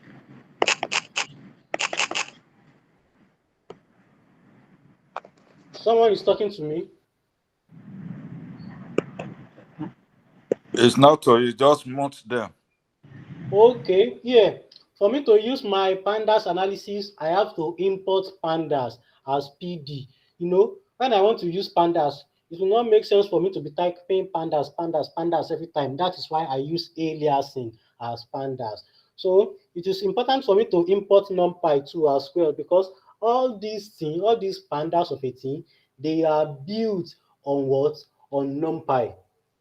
They are built on what? On NumPy. NumPy is a library on its own. So when the person that wants to build pandas wants to build its own, instead of what? Of starting afresh, the person just start from where the former person stopped. So just build his own pandas on that NumPy. So that is why it is important for me to import NumPy as MP, as well as import pandas as PD. So what is pandas series? To explain my pandas series is just like a list. So to have a practical approach to it, we'll start analyzing the group of 7, which is politically formed by what? Canada, France, Germany, Italy, Japan, UK, and US. We'll start analyzing population, and for that, we'll use a pandas series. So to use that, we'll use that G7 data to what?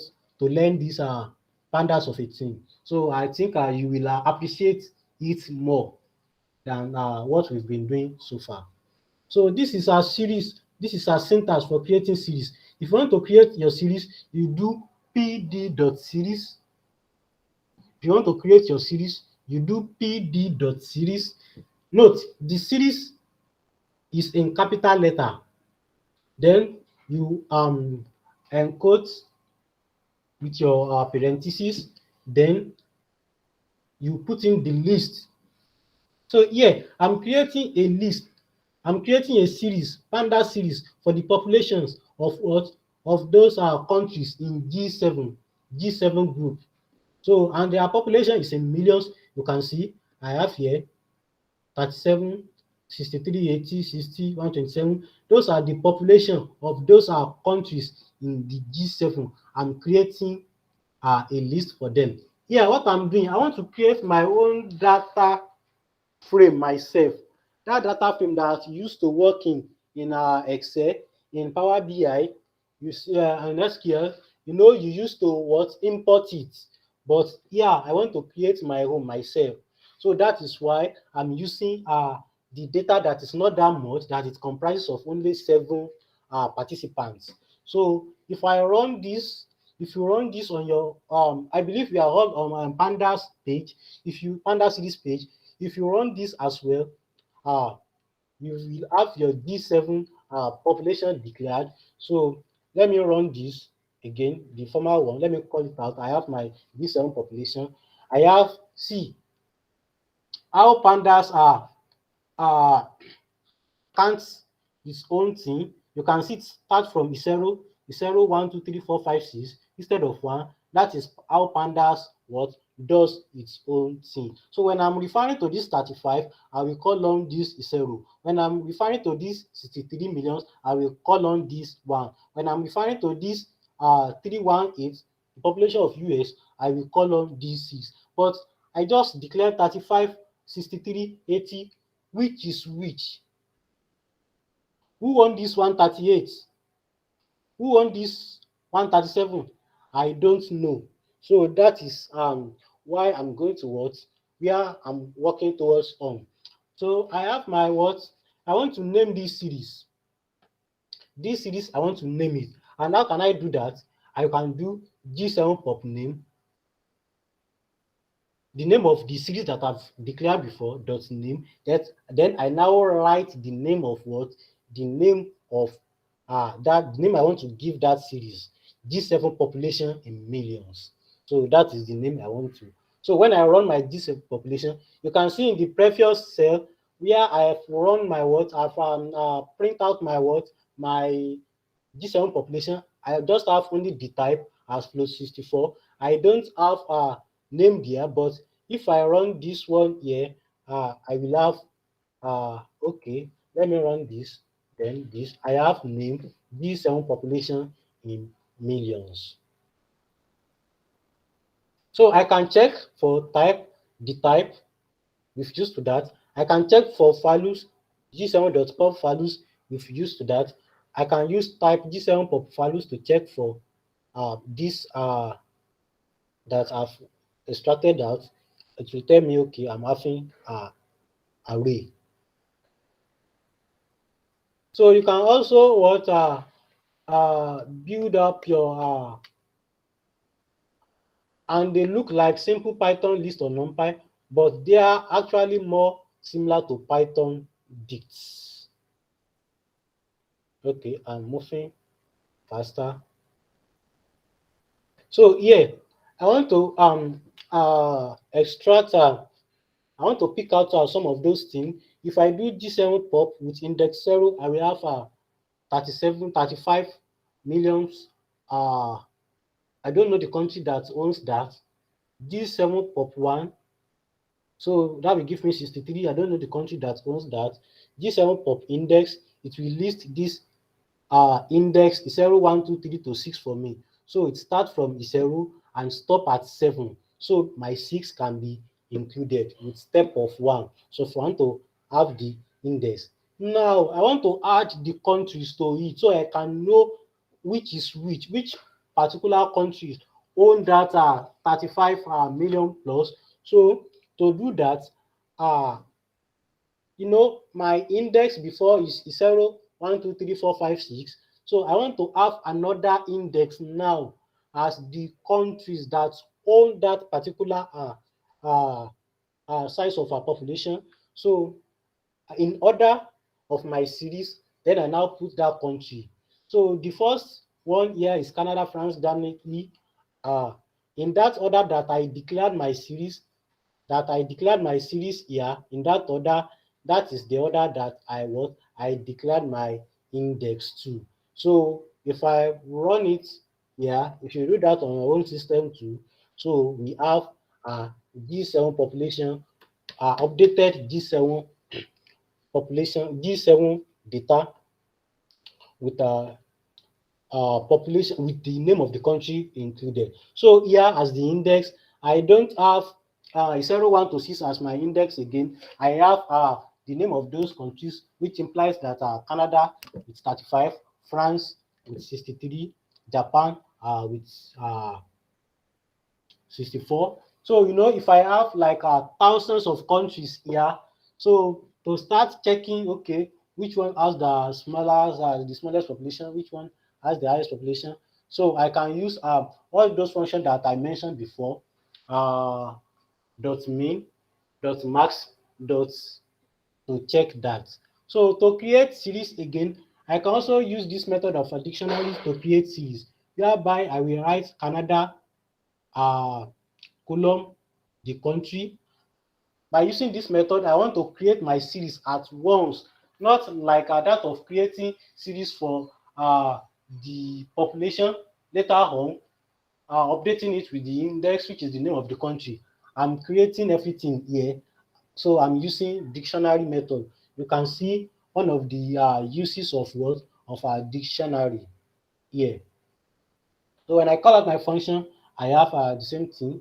So this is another way to create function pd.series, and in this I've included the list of population, also signifying index with the list of countries.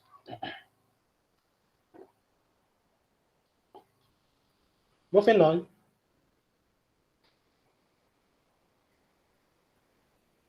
I can also create a series out of series.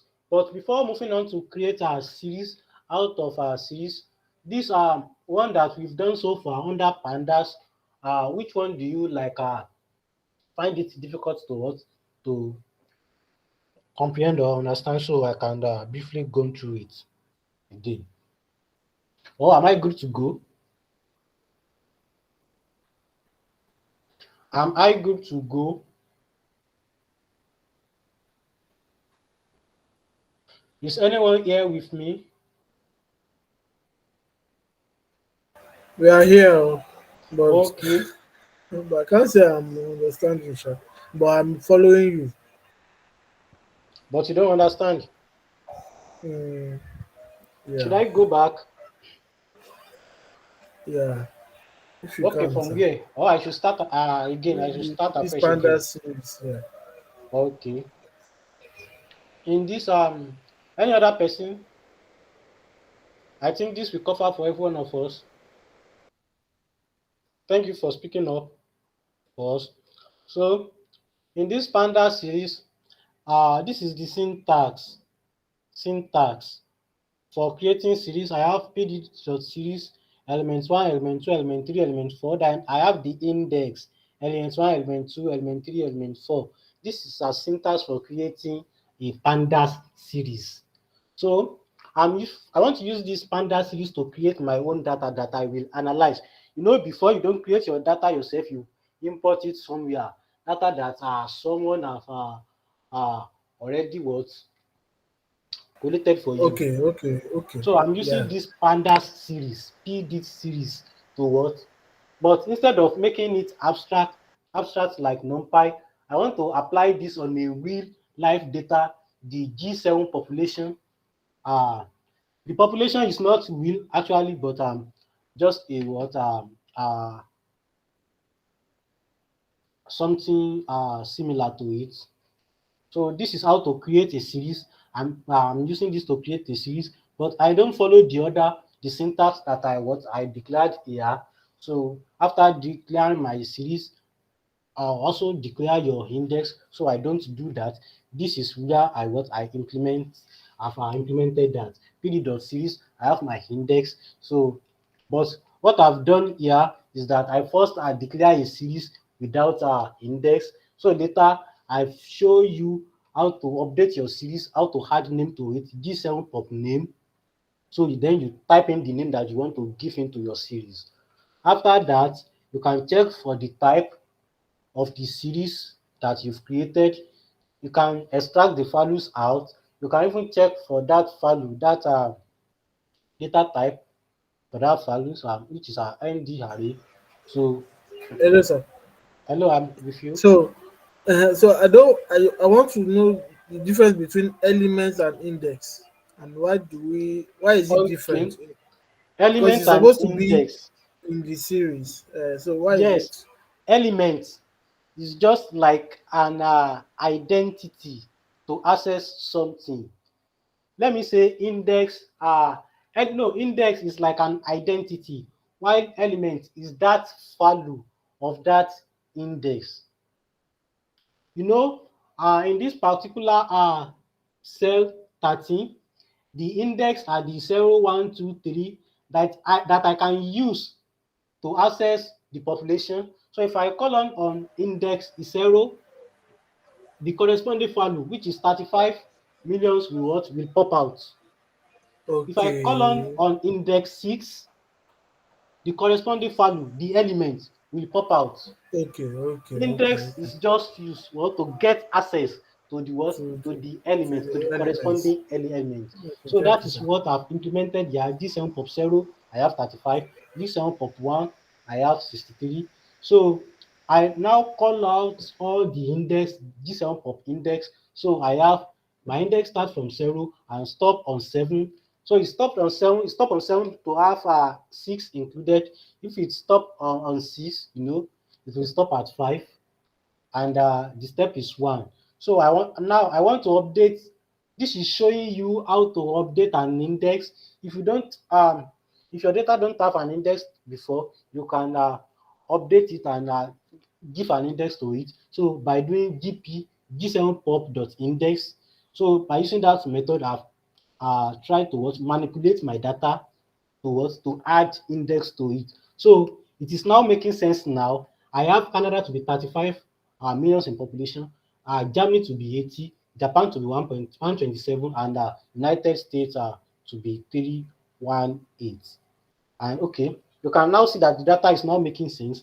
Here, I'm showing you some other ways that by using dictionary method to create, whereby you use the key as the name and the value as the name of the population.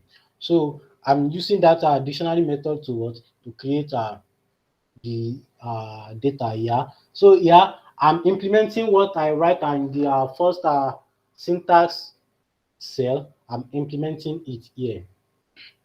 So I'm moving on. So I can here I can extract what I can extract series from already created series. What I'm doing, I'm extracting series of France, Germany, Italy, and Spain. But if you notice here, Spain doesn't have any value because it is not in my what in my data. There is no country named Spain here. So that is that.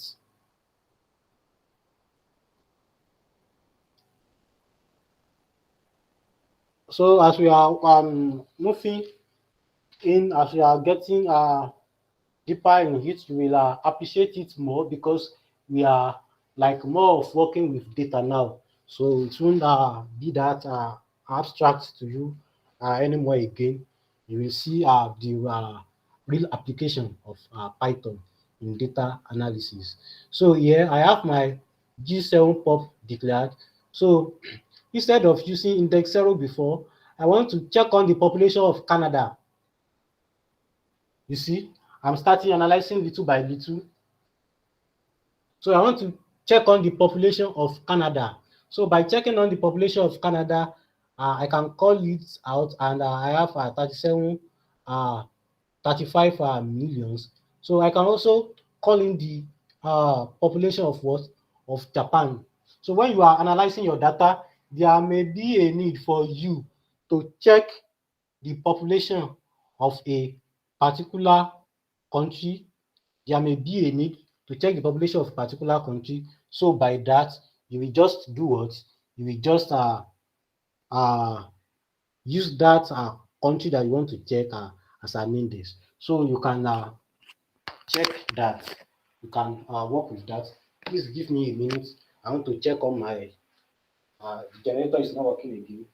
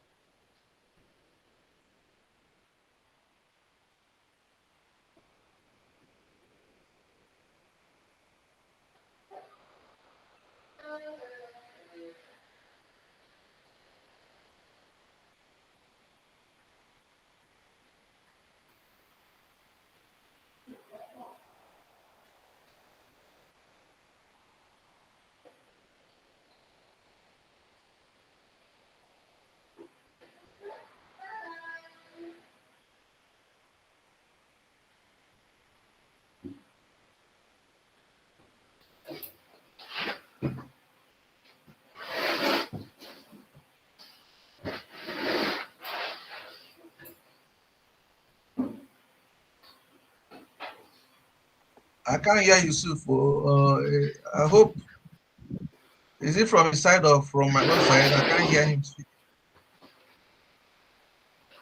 He said this his power is going down, so he went to go and resolve it. Okay, Mm, I'm back. okay. Please, do we all get the concept?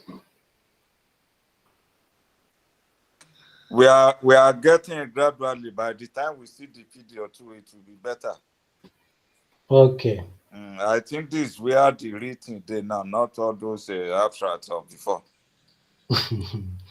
So I can also use iLook. iLook, that is integer-based location. The I is for integer-based location to locate the element of my series. You know, I don't have index 0 again. I have the name of countries as my index. So if I still want to use that 0 of 18, I will have to use iLook 0. That will give me the population of what? Of the Canada, which represents the 0 index. If I want to do negative indexing, that of -1,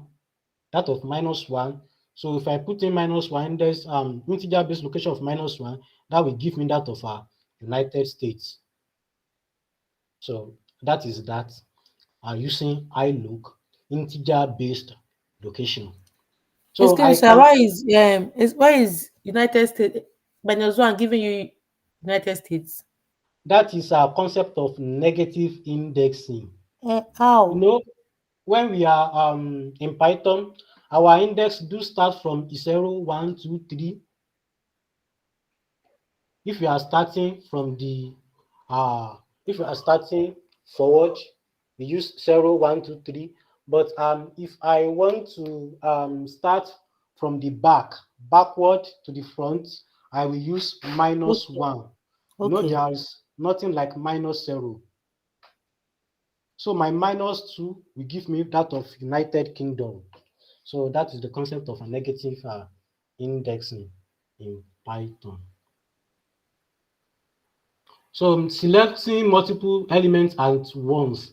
I can query for that of 2 countries at once. G7 population. Okay, then I type in. So if you want to select for 2 countries at once, you notice here when I query for that of what? For Canada, I only do check up the syntax in this my 20, my cell 20. In this my cell 20, G7 pop, I have my square bracket, then Canada. Compare it now with if I want to check in for 2 countries. I will have to pass in that countries as a list to that G7 population. So that is why I'm having 2 square brackets. The inner one, the countries will be the outer one, the inner one, and the elements in the inner one will be separated by what we do call a comma. So notice this.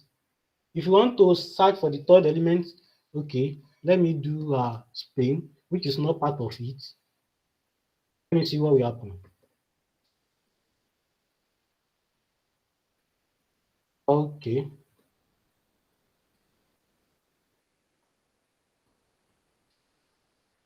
Okay, let me check. Okay, which country can I check now? Okay, let me check for Canada. Canada. Canada. So I have here the population of Canada too, but note, when I want to type my Canada, I use capital letter. So if the C in that your series is small letter, please use small letter here.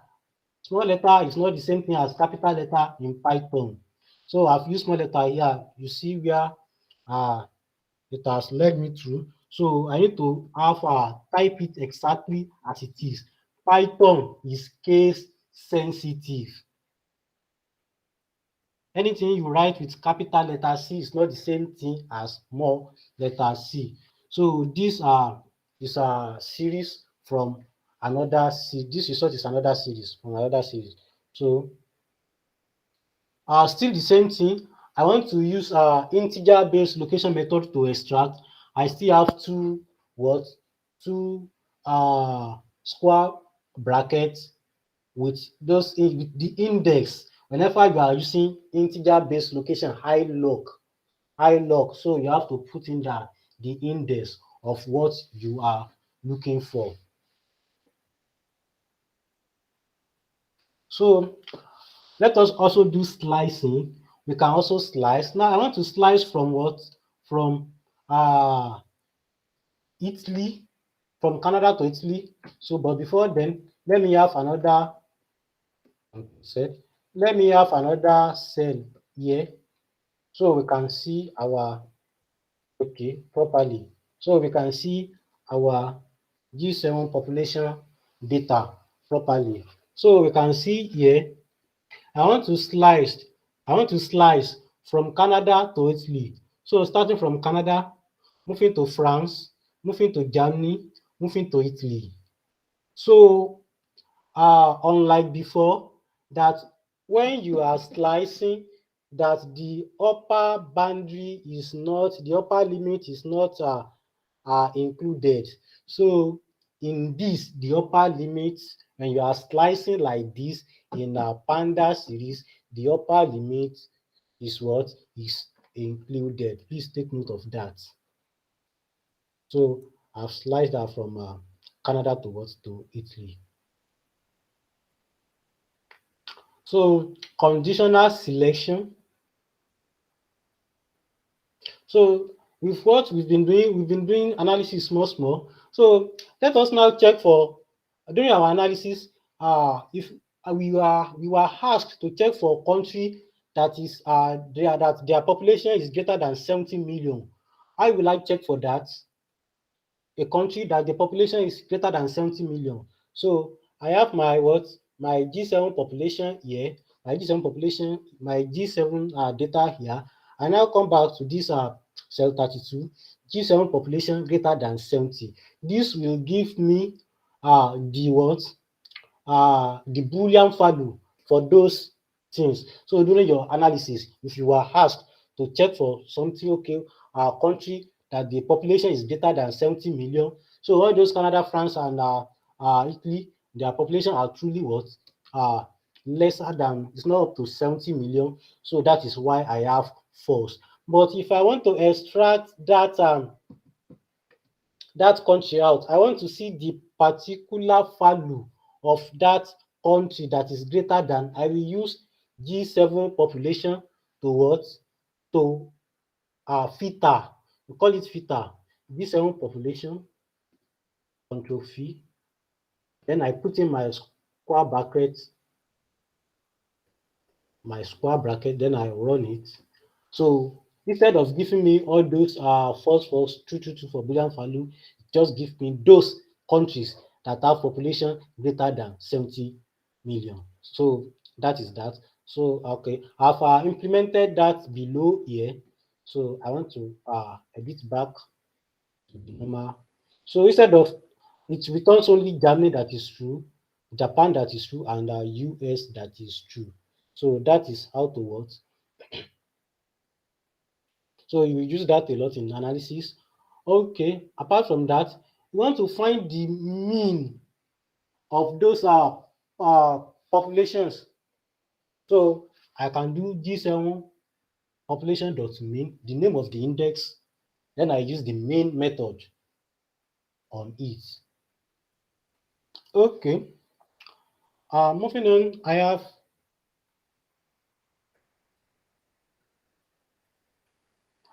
G7 population greater than G7 population dot mean. I want to extract the population of those countries that their population is greater than the mean of that main value of those G7 group.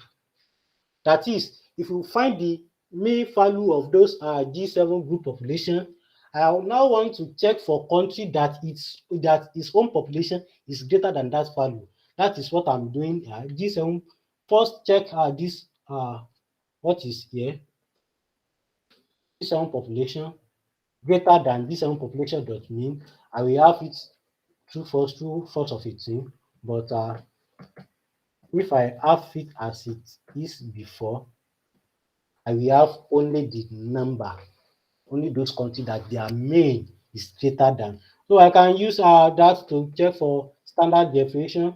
I can use all those logical operation and or and not, where I will be combining conditions together. This tell us this one population that is greater than this one population dot mean minus this one population the standard deviation. I'm using or here. So if this condition here is satisfied or this one is satisfied, so we will have true. The same thing with principle with how and or is working, and it will check those conditions, those two conditions, and it will be very strict with it that both are satisfied. But with all condition, once only one with all operator, once only one condition is satisfied, so all is good to go for you.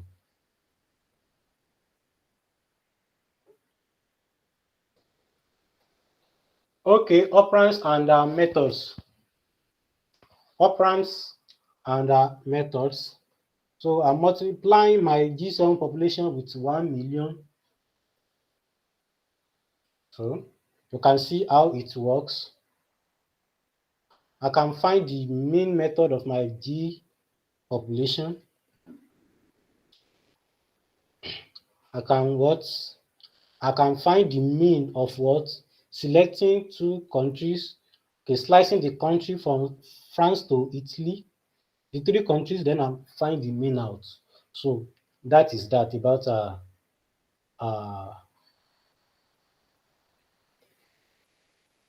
so I think we've discussed this Boolean of 18. So I can also modify my series. So now I want to upgrade the population of Canada from 35 plus 35 plus to 40 million plus. So I have to select G7 pop. I have to select Canada, select that index of that Canada that I want to what change.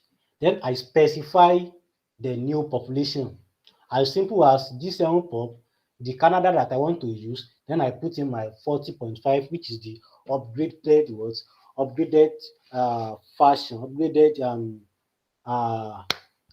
population for Canada. So that is how to what? To modify your series. I'm still using my iLock. My iLock. If I set to what? To upgrade my series, then I'm using my iLock to access the last element.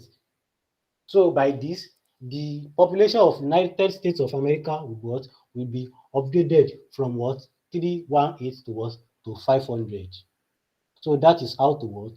So I'm still doing a little bit analysis here. G7 pop less than 70 million. So those are the countries that is less than 70 million.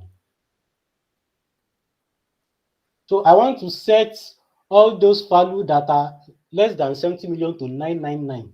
So G7 pop less than 70 equals to 999. So all those are values will be 99. Anything that is less than that will be 999. So that is data about Pandas series. So up next I'm moving towards Pandas data frame. So any commentary, any question, any feedback about Pandas series before moving to Pandas data frame? You have the floor. Well done, Mr. Yusuf. Thank you, sir. I think the Panda thing is, it looks beautiful by the time one actually restudy the video. I think the big name associated with it make person fear when we saw that thing. Okay. There's barely nothing there once you've used to it. May God give us the courage to be studious in it after the whole lecture too. Amen. And you know one thing, you will use this more, use this pandas of a thing. You use it more than all those jargons we've been doing before. It looked more interesting because there was a time I even look around, I didn't see Geoffrey. And and I said, these people run away. Now only God saved me to say, make I to not run away. But this one, what they cost. I'm telling you, is what Sunny Ade call Fakomayo in his music. But by the time I, one go through it, really, I think I joined the class. I joined the class very late. I slept off. I joined after 1 and almost 2 hours. I mean, I when was it was surprised almost 2 hours. because I didn't see you too. I I Yeah. was was saying I looking will for you. call I'm you tired after of the the whole lecture. class, JB. Where will it end? I'm tired. You didn't lose anything. This one you even hear now, it better than all the one you have been hearing on the Python. This one it did for us now. Doctor, don't mind Hannah. Hannah say you just wake up. How would you wake up and after enjoying with your husband?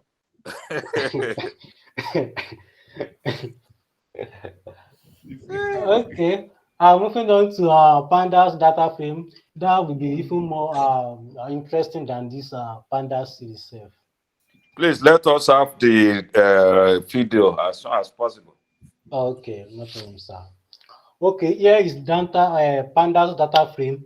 And before using pandas or any other libraries, so it is customary to to import them in.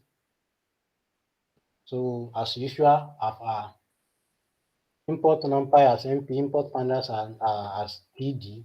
So after that,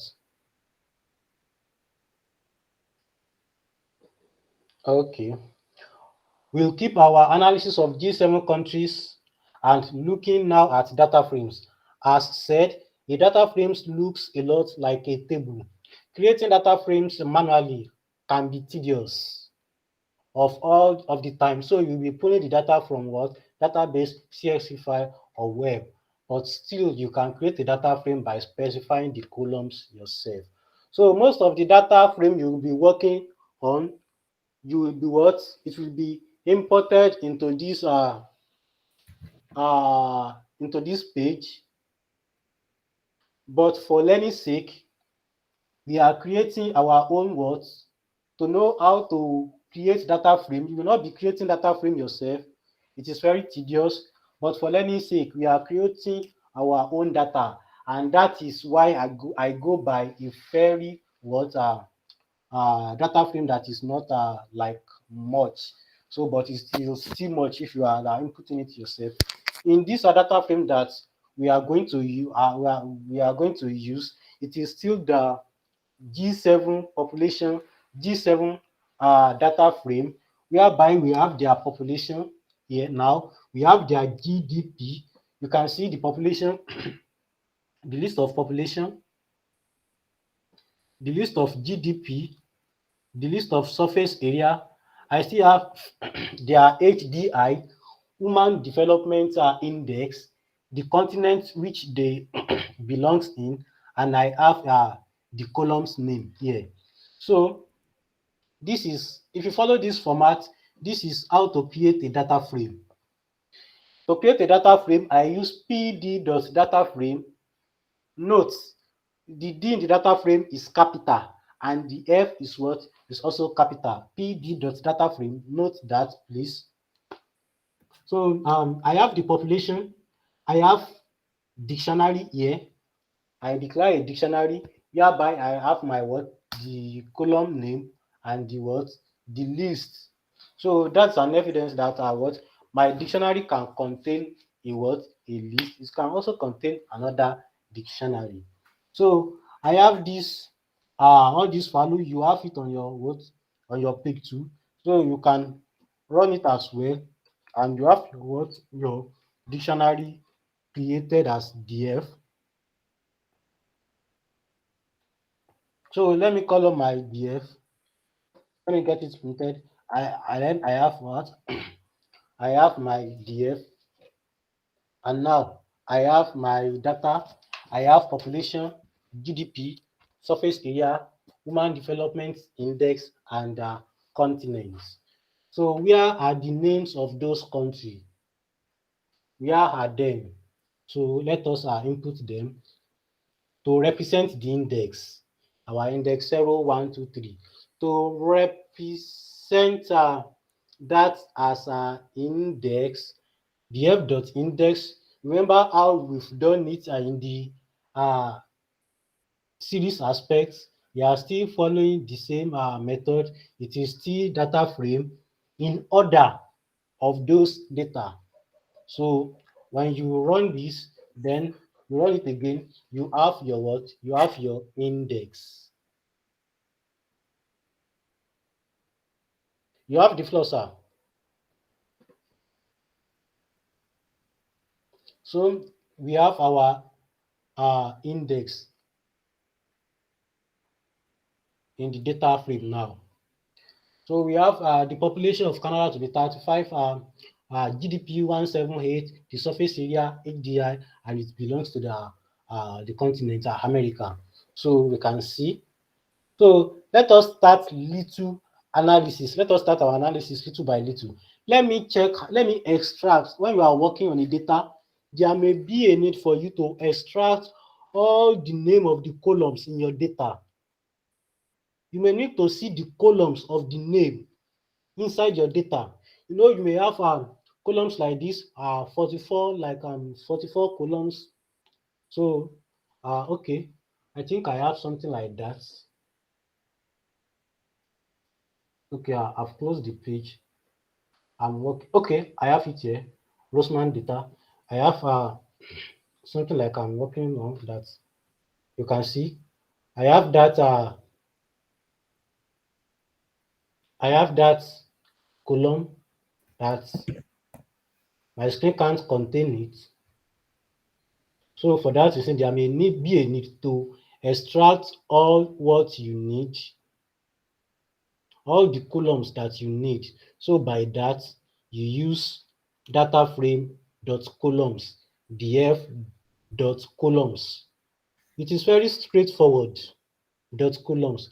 This will get you all the names of the columns inside your data with their data type objects. So I can also check the index. The index, df.index, this will give me the index, that is the name of the countries. The data type is also objects. There may be a need for me to need the information, to check the information of my data. When I am conducting my analysis, that is where df.info, df our data frame .info comes in. With this df.info, with this, okay, with this df.info, I can check on my column names, the non-null counts, and the type. What do I mean by this? What is the interpretation of all these jargons that is here? The f.info will return the column names to me. That is, I have the population column, the GDP column, surface area, year, and contents. It will also give me the non-null counts, the numbers of we have the vacant space there. It will give me all those data that is vacant there, all those that is present, all those non-null, it will give me, okay, in that my data, I don't have any null value. You know, I have 7 rows and I have 7 non-null. So I don't have any white space. I don't have any not a number. I don't have any vacant space that there is no data allocated to this place, to this space. So after that, checking on the null value, I still have the type. It will show me the type. The population is of float. The data type of population is float, is in decimal number of 18. The GDP is integer. The surface area is integer. The HPI is float, while the continent is what is in objects. So the type, we have the float of 2, int 64, 2, and object 1. So, and the memory usage is that. So I can also check on the shape of my data with using df.shape. Note, in this df.info, I use this parenthesis in front of it. While doing my df.shape, I don't put on any parenthesis. I don't put on any parenthesis whatsoever. So, what does df.shape entails? It will count the number of rows. That is, we have 7 rows, 7 countries, and 5 columns. That is 7,5 row, column. This will give me the numbers of rows inside my data frame. The numbers of rows inside my data frame, and the numbers of what? Of column. So let me go back to this Roseman page. df.shape, the shape of my data set is 1115, and I have 1115 rows, 1115 rows, and 10 columns. And the other, after merging, I have 2 tables here, and after checking, okay, the first data here is 10172. That is the number of what? Of rows I have. So I just check on the what? The head.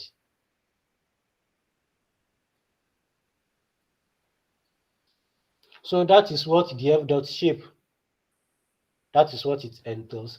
I also have df.describe. Df.describe is the what? Is the statistical summary of our data. Df.describe is the statistical summary of our data. That will what? Go through our data, will count the number of our columns for us, the number of our column in the population. We have 7, GDP we have 7,771. So the population column, we find all the mean of the population column. We find all the mean of the population column. After that, we find all the standard deviation of the population column, the minimum value of the population column, which is 35%. We find the 25th percentile, 50th percentile, 75, and the maximum value, which is 318.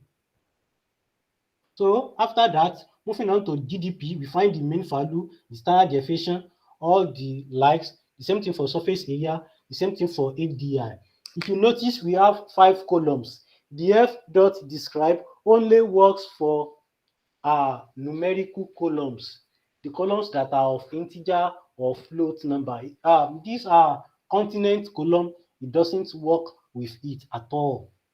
So it only works with numerical column. So me looking at this, this our df.describe, you can how do I call it?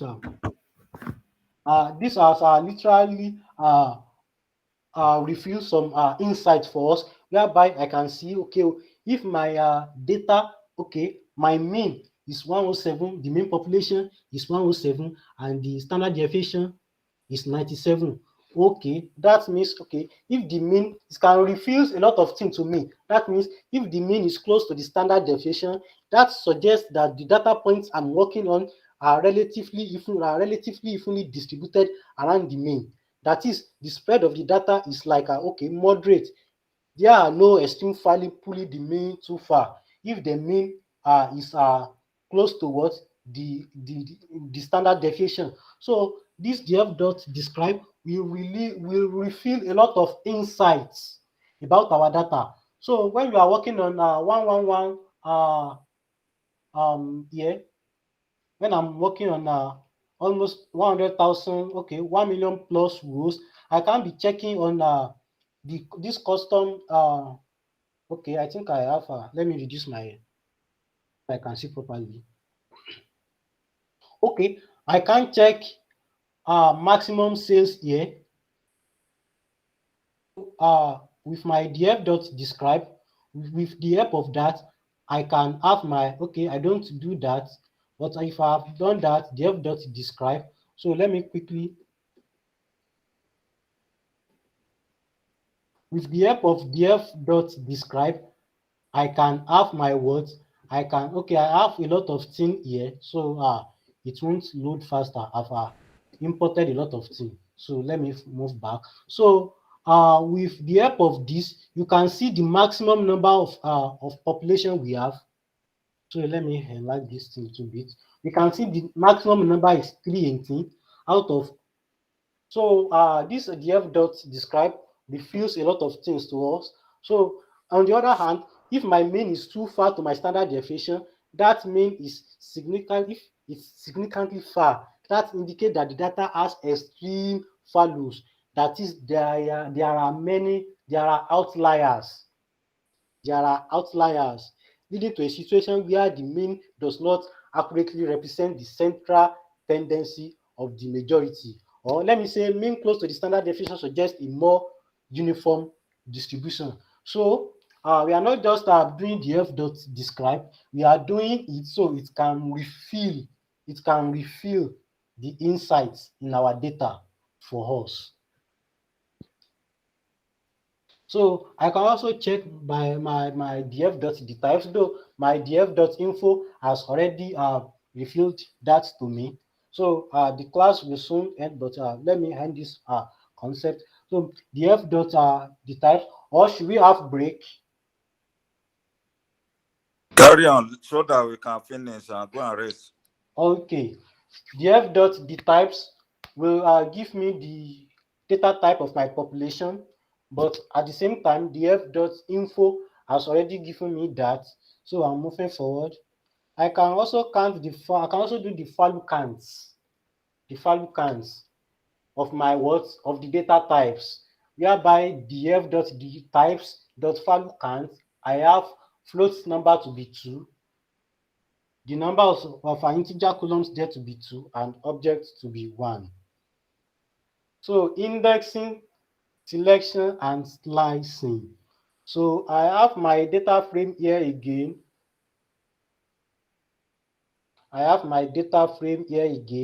Then I want to work on Canada.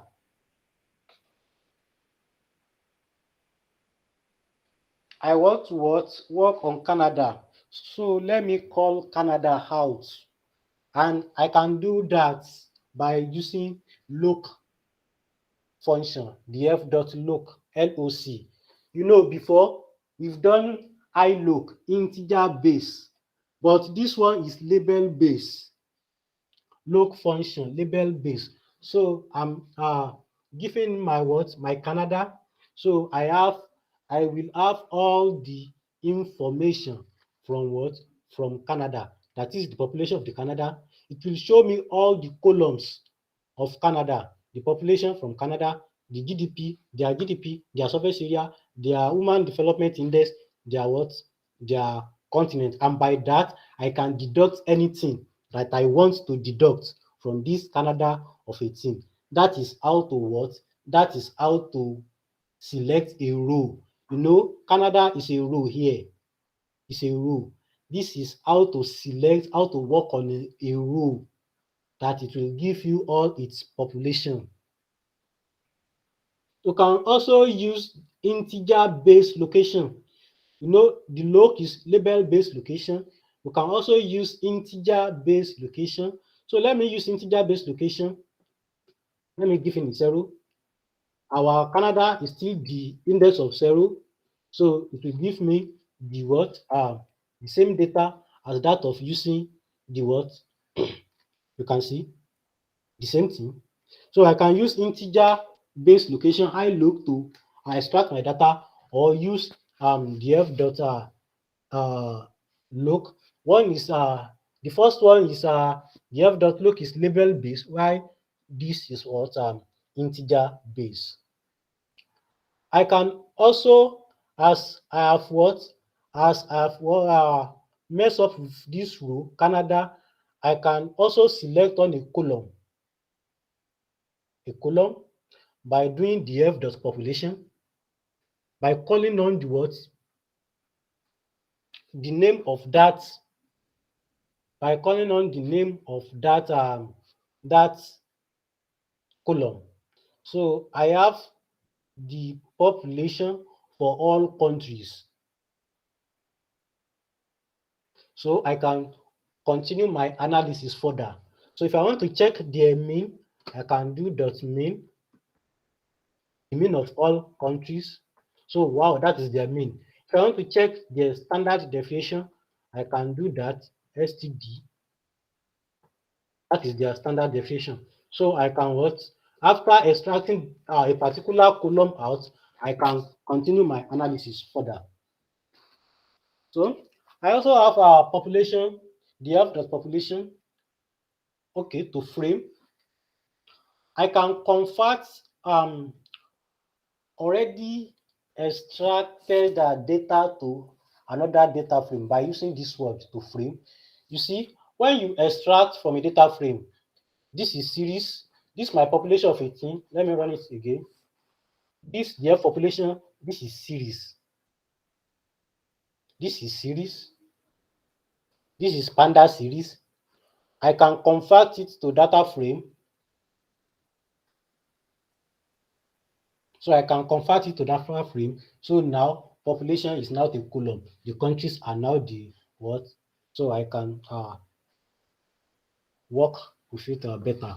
So I can extract two populations together. If I want to extract two, I can extract two columns together. And if I want to do that, I will enclose that columns that I want to extract in a square bracket separated by comma, like I've done here, then put it, then I will use my df to what? To extract that out. Then I have df population and GDP. In this case, that I'm extracting two columns, another data frame is created automatically, not like when I'm extracting only population that I'm having series.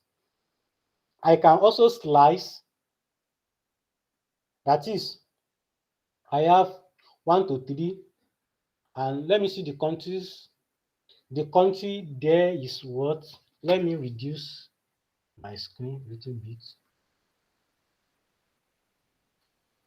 So the country here, one is France. The second one is Germany. And what do you notice? The third column, Italy, is not included like that of Pandas series. Do you get what I'm saying? It's not included like that of Pandas series, So that is that. I can also use look label base on Italy to pull out all the informations about Italy. Then I can continue my what? My analysis on it. The f.look, so I'm slicing from France to Italy. So from France to what?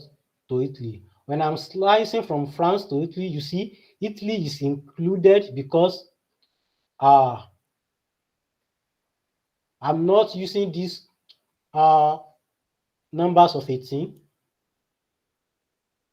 I'm not using this index of 18. I'm using what? Label base. So Italy is what? Is included. So that is that about. So I can also what?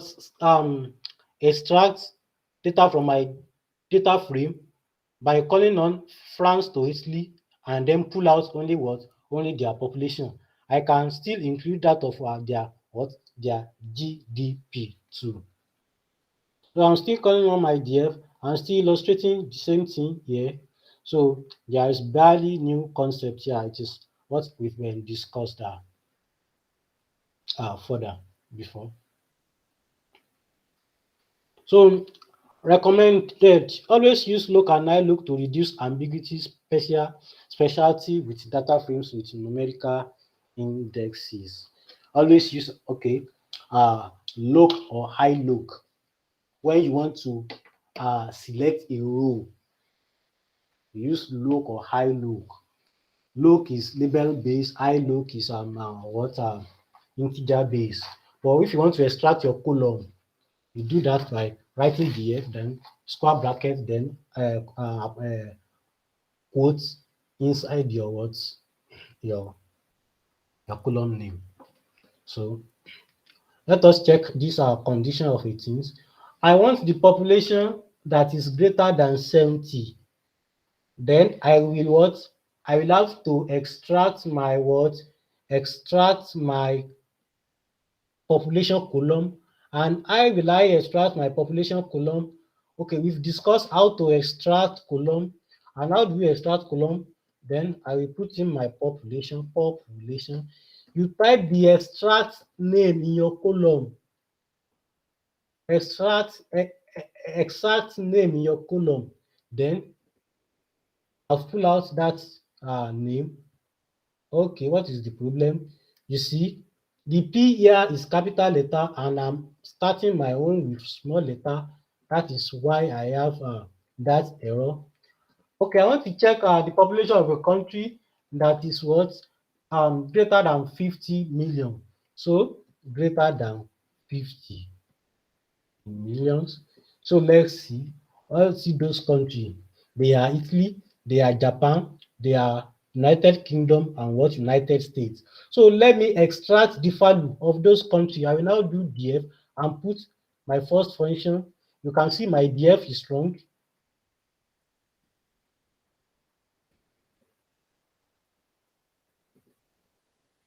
So if I run it, I will have what? Greater than 50. You can now see I have all the populations here are greater than 50. All the populations here are greater than 50. So I've left out Canada. Okay, only Canada. I've left out Canada. So let me do 70. Okay, let me do 100. Let's see.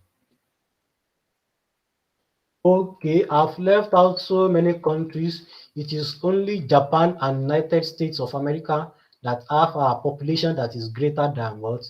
Greater than 70. Greater than 100 rather. So that is I'm conducting, okay, that is part of our analysis. I'm checking on, you can be asked what to give us those country that is, you might be working on the data and they will ask you to give them, they will ask you for countries that their population is greater than 100 millions. So that is how to go about that. You extract that column, then you do your conditioning, then you extract, you filter the answer out.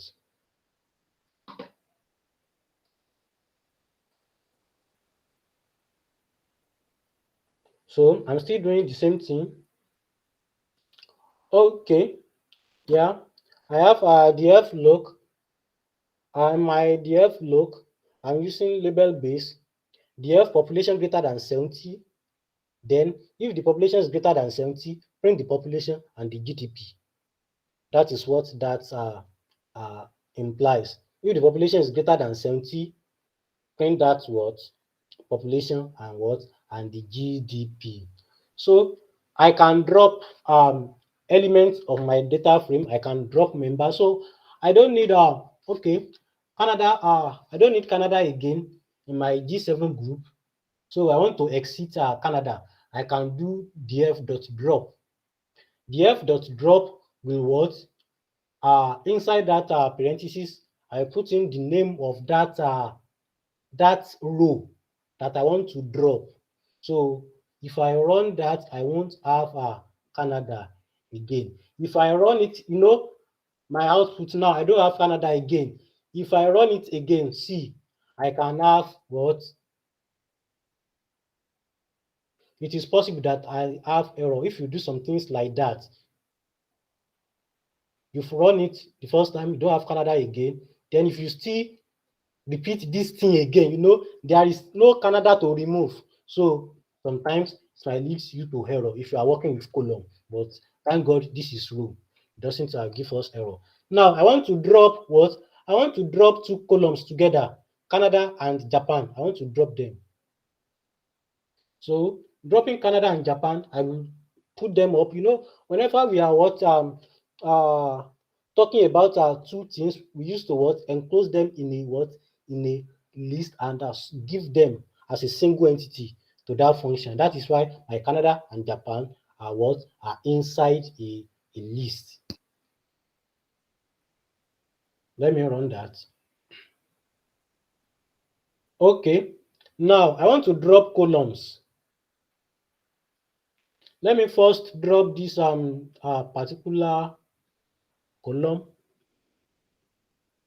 I want to drop this, okay, this population column. I don't need it again. So out of 5 columns, I have 4. So I run it again.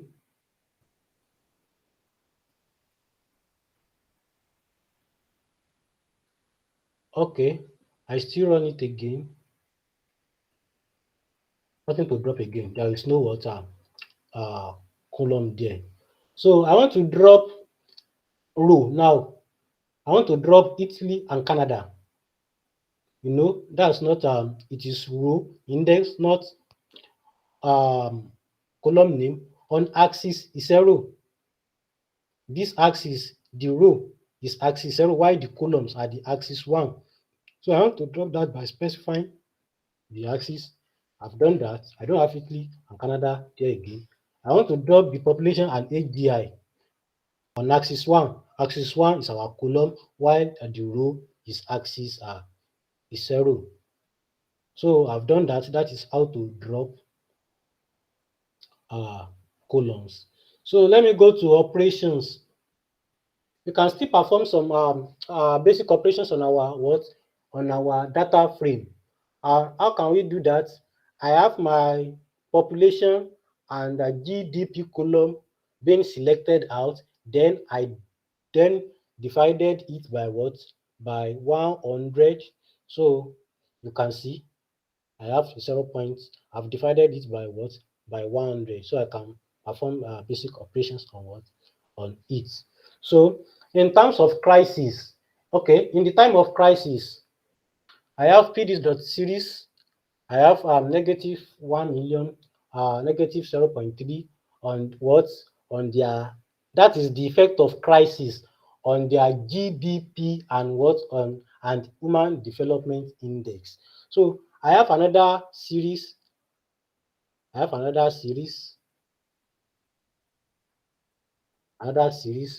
let me run it. So there is this effect of this crisis on GDP and what? And their HDI.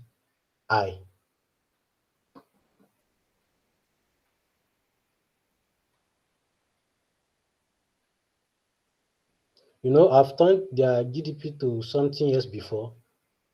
So now it's now back to the normal figure. So I'm now adding the value of the crisis towards crisis figure to this data frame we have. So I'm adding the value of those crisis series towards the figure there, the value there to my normal data frame. So I can perform those operations on my data frame. Okay, I can modify my data frame. Now I want to include languages. What language okay, do they speak? Okay, some speak French, German, Italian. Okay, and I want to do that in what? In other, the France speak French, the Germany speak German and speaks German, and Italy Italian. So I give in the 3 language, the language that those 3 countries do speak, but I don't give in value for Canada. That's why I have not a number. Okay, I have for French, I have for Germany, I have for Italy. For Japan, UK, I have not a number. So now, let me now check this is my new DF, right? So let me have a new column below. Let me check my info now. df.info, info. Let me see what happens there.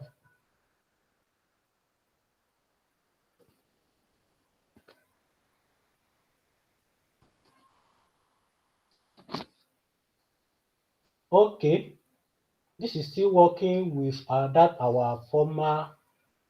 Okay, our last. Okay, okay. I've not. Okay, let me add it up. Okay, I have now a language. I think it should reflect. Okay, I have 6 column now. Okay. Can you now see at the null can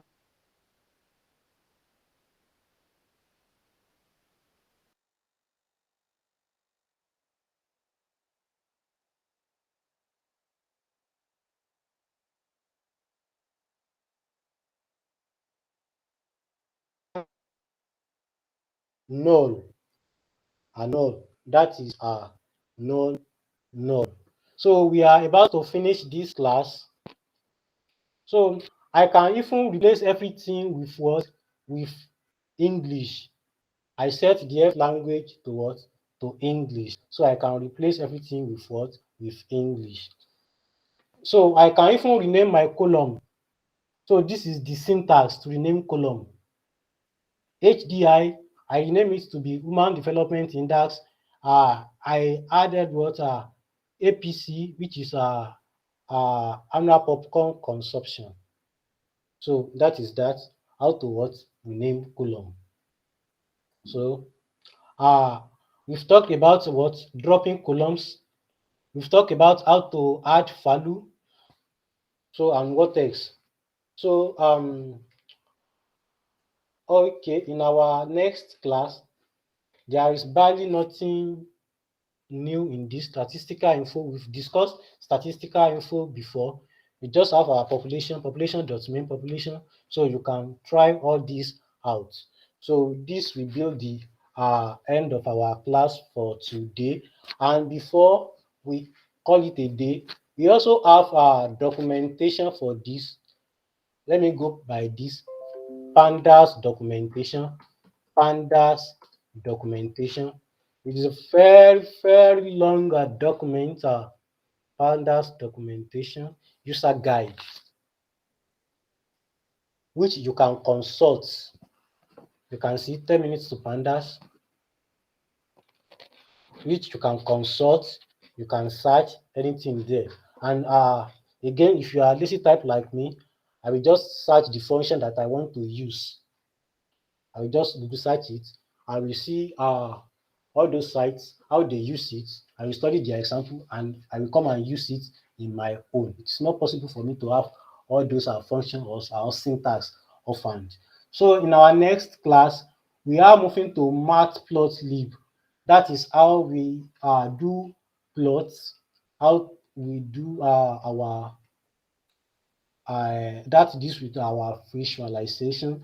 And after matplotlib, we will do what else? Seaborn. Seaborn. Do I have any for Seaborn? Yes, Seaborn. Seaborn. I don't see the page again for Seaborn. So okay, in our next class, that will be where we will start from. So any questions? Any question? Any feedback? Any commentary? Any contribution?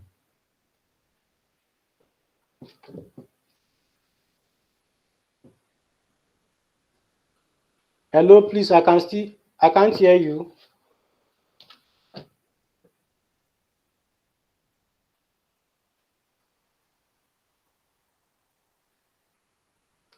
I can't hear from anyone again.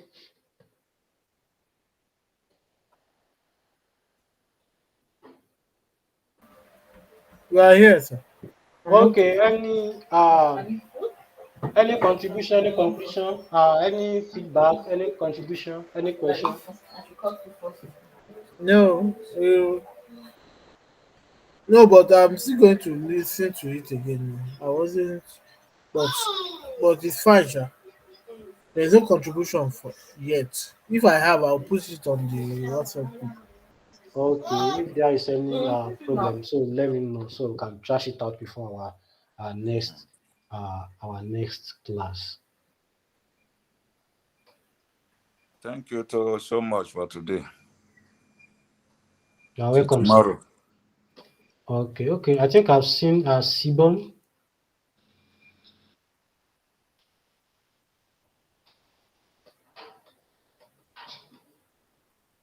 Oh, I'm lost on my screen again.